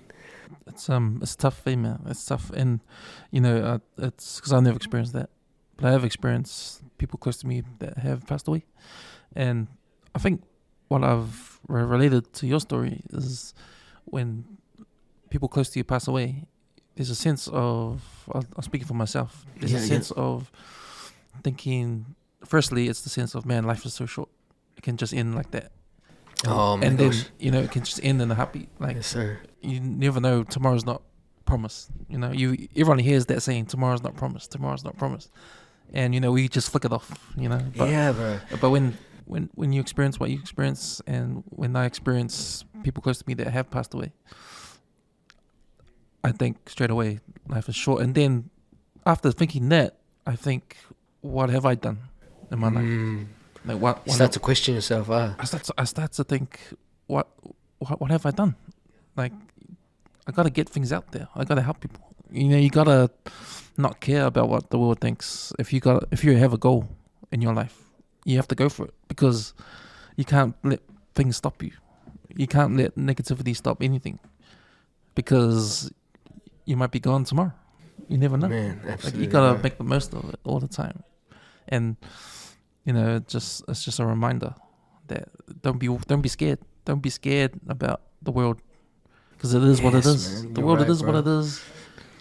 You know, there's gonna be people that hate on you. There's gonna be people that put you down. There's gonna be people like that out there, but you just can't worry about any of that. Nah, you're right, Because bro. life is too short, man. Hey, Absolutely. if they want to worry about that shit, let them worry about that shit. Yeah. You know, but if you have a goal, and if you got things in front of you, you got your family to look after, you got your friends, you know, your day ones, you push forward with them, and you push forward towards your goal, and that's the main thing, you know. So that's what I got out of my experience around that stuff. But that story, man, that's tough, man. Nah, it's all good, bro. Like, and like as you said, man, like, you know, it just makes you realize, you know, and sometimes like it takes stuff like this or conversations like this to make you think, you know what I mean? Because sometimes you could be caught up on the daily of just being norm, and then you start to realize, damn, shucks, time went by so quick, or you know, when you lose a loved one, you're like, I shoulda, coulda, woulda. You know what I mean? So, yeah, like what you're saying, man, you gotta appreciate it. Everything you do, you gotta appreciate it, like, because, man, we're only here not for long. You know what I mean? And if I had to say something right now of like what to do, is you do you, man. Do 100, you? right? You don't do it for anyone else. You Yeah, do Yeah, you, man. exactly, man. Love your family, love your passion, love yourself. Yeah, bro. Love yourself, man. Like I've beaten myself so much of like on what's happened in the past, losing, winning, losing loved ones, having my kids. You know, there's ups and downs. Like, you know, going to a divorce, getting married, like all that stuff. At the end of the day, it's just like you gotta look after yourself to absorb all that, because all of that could be just, you know. Because I've looked at two sides of it. Could have been me that was in the accident and not him. You know what I mean? And I'm not. I don't want to say I'm thankful. You know what I mean? Because I don't want to disrespect those. I'm like, nah, I'm not thankful. I'm lucky. I wouldn't even say I'm lucky. I'm just like, nah. This is us. I gotta represent him now. It wasn't your time. It's not my time. You know what I mean? So I'm like, it's like a wake up. Not even a wake up call. It's just like, bro, like, and I just want to do the best of everything, bro. I just want to be more than I am. But you've achieved a lot. You've achieved a lot. You've set the pathway for hip hop dancers. You know, in the first place, you guys pioneered something in New Zealand that hasn't been done before. You know, you got that hip hop dancing out there for New Zealand. You know, and that's what you started. So just think, like, if you didn't do that, no one else would, or maybe you wouldn't be a Paris Global now. You know. So that has to be something. And that is something. You should hold your head up high, man. Like, I think I've invited many boys on here, and I've always told Cams, like, I'm not gonna invite anyone on that I feel like wouldn't appreciate it or disrespect the work that Cams puts into these pods, because I know that you being able to open up and just share, it'll be part of your healing. And I see that you'll probably watch this back or listen to it back, and then you'd understand, like, you know, as you deal with your grief and stuff that has happened in your life, some of the little things like reflection that we don't appreciate is something that we can actually grow from even more, just by understanding that the stuff that happens in the time and in those moments is stuff that has passed. And like, given your 2-year window, like, stuff has passed and that time has now moved on. It doesn't mean that we didn't go on not remembering now, bro. It just means that with a new breath of life and another step for you to come back out west, like, to me, I suppose I always wanted you to come out selfishly, to come out west, because hearing all the great things you're doing in Marasco and, like, I mean, in Mount Wellington, and then you bumping into you down at the wharf, it was like, man, like, I'm always bumping into you. Like, to me, it's a timing thing. And I feel your pain, but I also feel like you can only grow from it. You know what I mean? You know what it is to hit rock bottom placing, like at the world champs and stuff. But us was talking to this are as resilient as any other people in the world, man. Especially for you to come here and share your story. Especially for a kid who came here couldn't speak English. It was like, I would have liked to have met you when he came in '97. I would have been like, this guy would have been talking loud. Oh, bro, you should have seen the way I talk, man. I cringe when I see like old videos. I'm like, ooh. But yeah, nah. Thank you. I appreciate your words, man. Like, and bro, Cam, like I told you when I even first came here, and I said, bro, this needs to be out more. So like, I looked at the Instagram viewers and followers. I was like, hey, nah, bro, this needs to spread out. We can always more. help. Like, you know, I've always said, like, you know, like a new voice, a new sort of take on what could be done better, man. Like, you know. Oh, no I mean, doubt, this is no doubt. born and bred with Stockland, man. But you know, 100%. that's I'm the whole definitely point gonna of push connection. this. Yeah. Especially because you're Waitakere brothers. you owe it to each other to help each other out. You know? Nah, it's the Westie brothers now, bro. It's like, man, yeah, nah, like, bro, honestly, like, I love this platform, bro. Like, I didn't even know what's gonna happen from here, right? But I don't get to talk talk like this. Not even to my family. Like, not even to my wife only, and then a couple of my closest friends. But not opening out like this, man. Like, and I just hope that to whoever was listening, that I hope that I've inspired you in some way, or encouraged you in some way, or sort of like seen a different perspective of what I've been through. And I hope it helps anyone, what age, what gender, I don't care, man. I hope I've like put something in your heart somehow. And thanks to the boys for giving me that platform. Shout out, brother. Man. Shout out you, man. Man, no, this is cool, man. I'd love to claim him as being a Castanian man, but the only affiliation is through the boys, bro. So we'll just leave it at that. Oh, bro, so I'll tell you a funny story, bro. Oh man, I'm gonna get hated on from the Waitakere boys for this. I met my king in Napster. You guys remember Napster? The music downloader. Yeah. So that's how I met her. Wait, I thought they just do music. No, because you can chat. Remember, you can chat. Yeah. There's like a chat window, like you share, like little chat. Anyway, like you mentioned your age, where you're from. Long story short, bro, I met my king, and she's like, "Oh, so where you from?" And I'm like, "Oh, from West Auckland." "And where you from?" "Oh, from Manirewa, South Auckland." I was like, "Oh, cool." So we chatted. And she's like, "What school you from?" So like, I did not want to mention Waitakere. I did not want to mention Waitakere. Oh man. So like, what'd you say? I know. So what did you say? Nah, gee, the closest coolest school to me was Kelston. Here we go.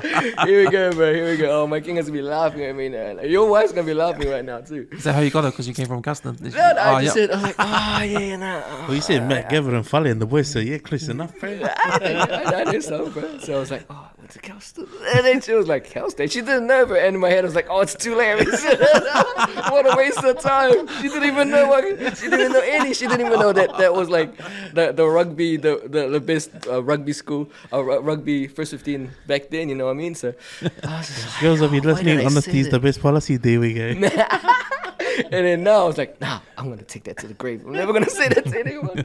But I can laugh about it now because she says it to everyone. She's like, man, this guy said he was from Kelston. And then he goes, he also said he was Samoan. Oh, bro. So yeah, that was funny, bro. She always laughs about it. Yeah, so it was cool. And it's history for me, man. This was like, what, 22 years ago, you know what I mean? So. Oh, congratulations on that having yeah, that long. Yeah, yeah. I've met her since, when I met her, volleyball. And from then, I told her to come to my volleyball game at Evandale.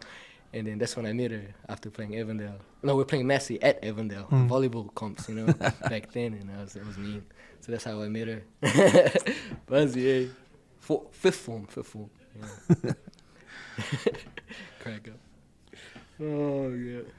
So Lawrence, man, tell all the listeners where they can find you if they want to PT. Oh man, if you're ever interested in personal training or want a different intake on training, man, come to Snap Fitness Henderson. That's where my base is. If you want to check out my Instagram, it's l.borja, BORJA, .pt on Instagram. If not, just Facebook me, Lawrence Mendoza. That's my mom's last name, so Lawrence Mendoza on Facebook. Yeah, check it out, man. There's some videos in there, some dancing stuff as well. You can search Prestige Dance Crew on YouTube. That goes a long way as well if you want to get entertained with some on hip-hop stuff. I guarantee you would love it. But hey, yeah, on.